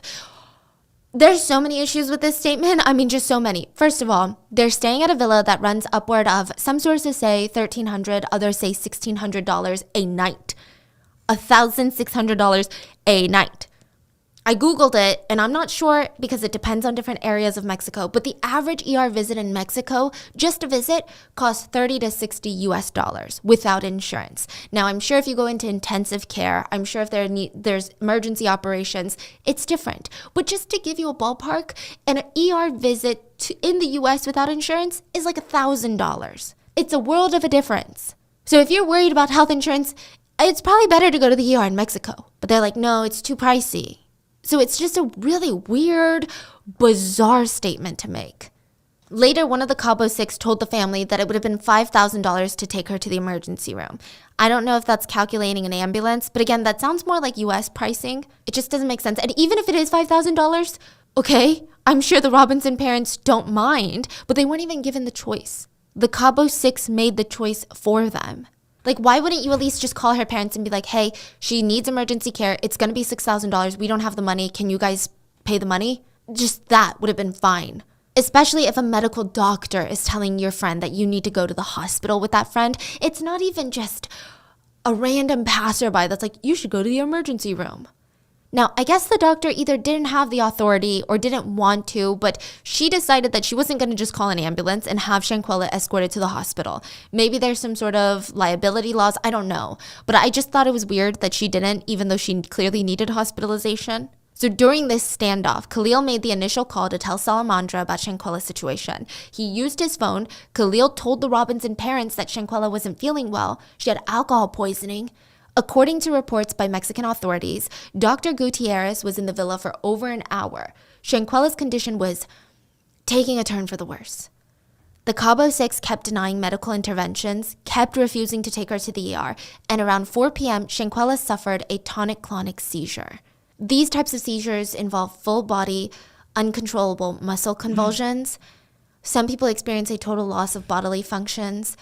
On top of the seizure, Shanquella was having difficulty breathing. Her heart rate was plummeting. She was gasping for air. And at the young age of 25 years old, with no prior conditions that I could find, she went into cardiac arrest. Dr. Gutierrez now called for emergency services, began CPR, and on the now collapsed body of Shanquella Robinson. Wait, did she leave and come back? No. Oh, this is all happened in that 1 hour? Yeah. Well, like 2-ish hours. She was there the whole time? Yeah. She watched it happen? Yeah, that's another thing. People are like, why wouldn't you just call the ambulance yourself if you're a doctor and you know that this person is about to, this is crazy. So ambulances arrive, paramedics storm the villa, they tried everything. CPR, 14 rounds of mechanical CPR, multiple shocks from a defibrillator, 5 doses of adrenaline. The urgency of the paramedics must have been a stark juxtaposition to the calmness and the nonchalantness of the Cabo Six and maybe even Dr. Gutierrez, honestly. Not even 24 hours into her luxury villa vacation with 6 people who said they were her friends, just hours after Dr. Gutierrez reported she was stable and uninjured, Shanquella Robinson was declared dead. In Cabo San Lucas, Mexico, miles away from her family and home. Because she is a U.S. citizen that died on foreign soil, the Mexican police had to report Shanquella's death. They basically noted the sequence of events that I briefly summarized. They reported deceased person had died of alcohol poisoning. She died 2 hours and 45 minutes after the doctor was called to the residence. No observation of internal or external injuries. So the What? families and netizens would discover this sequence of events documented by Mexican authorities were all an alleged lie. So once Shanquella was pronounced dead, Khalil called to tell her parents that she was gone. We went through all the suspicious behaviors of the Cabo Six once they got back to America. But their lies start unraveling through the reports. The Robinsons obtained the notarized English translated copy of Shanquella's death certificate, as well as her autopsy. It stated that Shanquella was pronounced dead at 3 p.m. According to the science, according to the medical professionals, the time between injury and death, like whatever happened and when she ultimately died, was 15 minutes. So it's a very, I don't want to say it's short because 15 minutes is so long. Wait, what do you mean 15 minutes? Can you explain that? Something happens that triggers a body to shut down, whether it's an injury, a traumatic injury, an accident, or something, and then you die within 15 minutes. 15. That's what happened to Shanquella. So Okay. trigger A, 15 minutes later, Shanquella has passed. We don't know the trigger? Well, they said it's either an accident or a traumatic injury. So it seems like some sort of trauma done to her body. It doesn't seem like alcohol poisoning.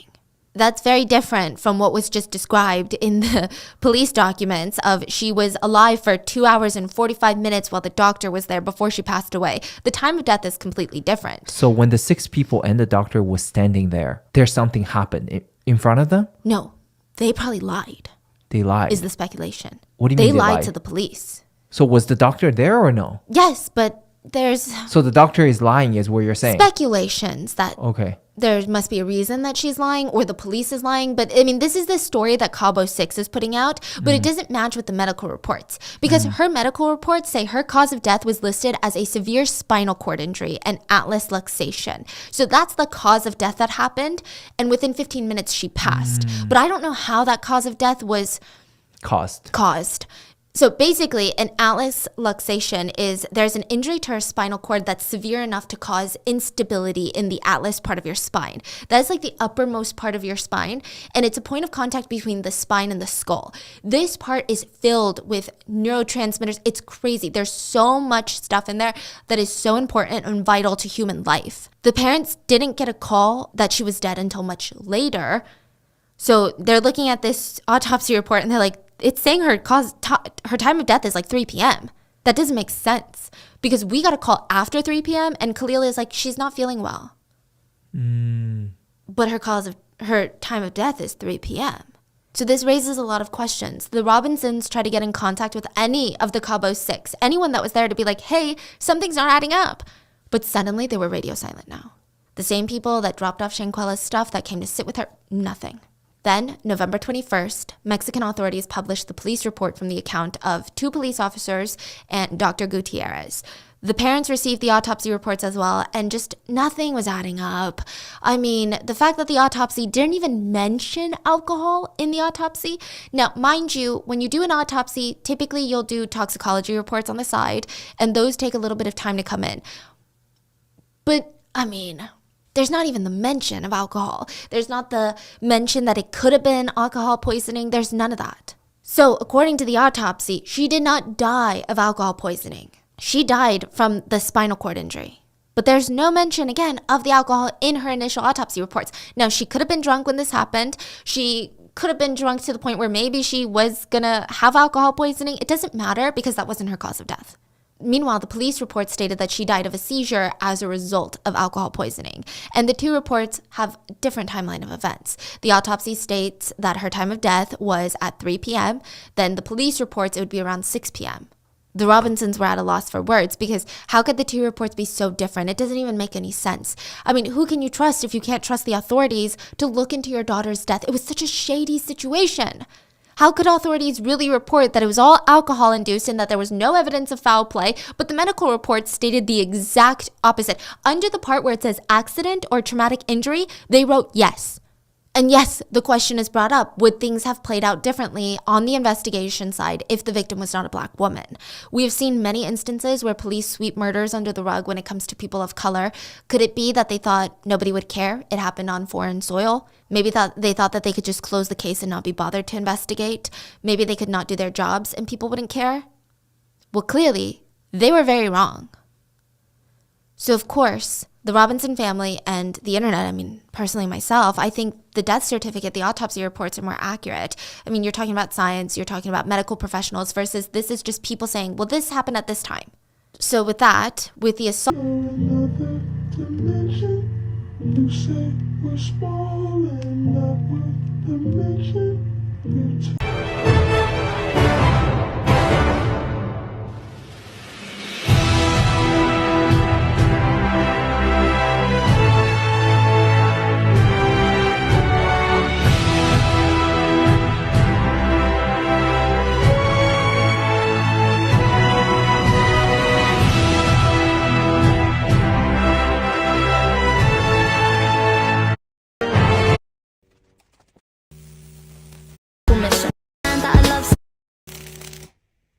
Stick to sipping and I'm out on the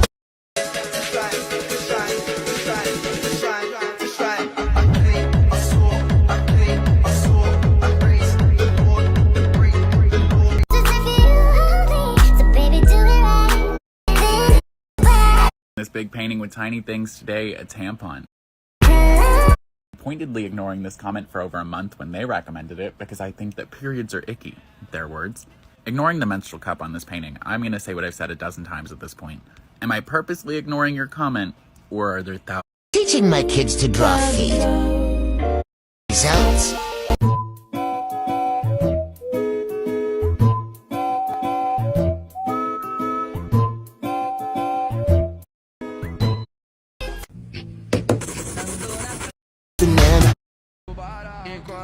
So high where I need to come down for oxygen. Cause once we started, baby, ain't no stopping in. Inside this moment in my life, the party. All I want is to be in my body. Around the world, I wanna live my life.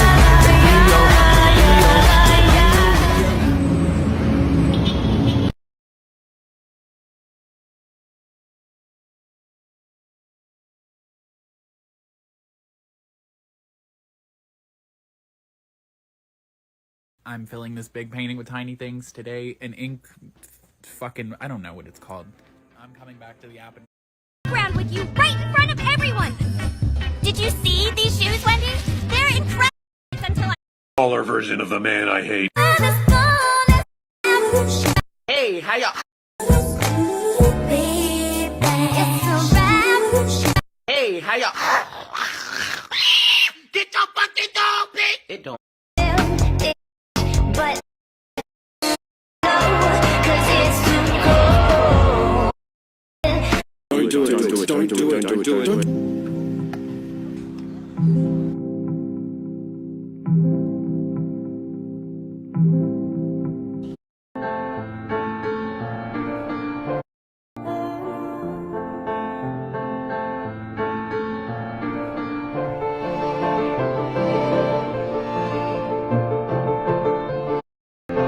painting with tiny things today, teeth.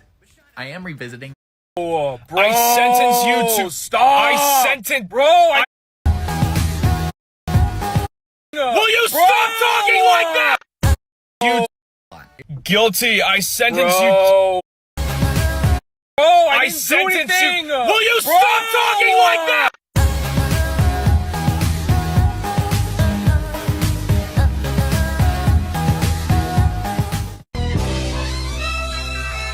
I know way too many people here right now that I didn't know last year. Who the fuck are y'all?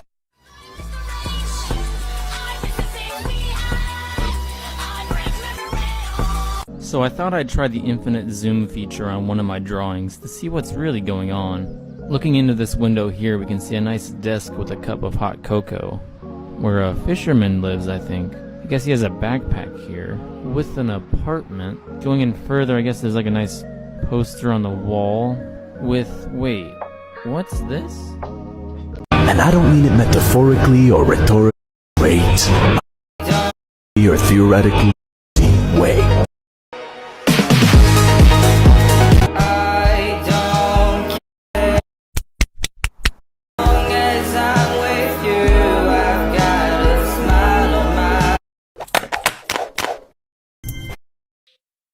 With concentric composition. While sketching, use color. With concentric circles and tiny writing, and boy did this hurt. I do like the outcome, but will I ever do it again? No. Art tip for good color composition. While sketching, use colors almost immediately to map where everything is. Get an idea of not only the shapes, but the values and colors too. That way they can work in harmony well.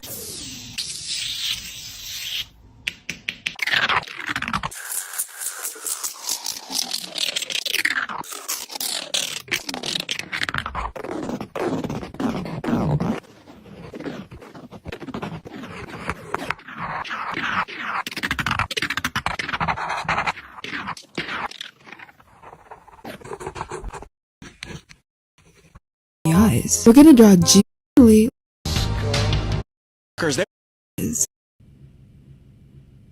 The body. President, or I'm trying to help. All I'm saying is the quality of a crayon looks like a hands on my computers. I don't.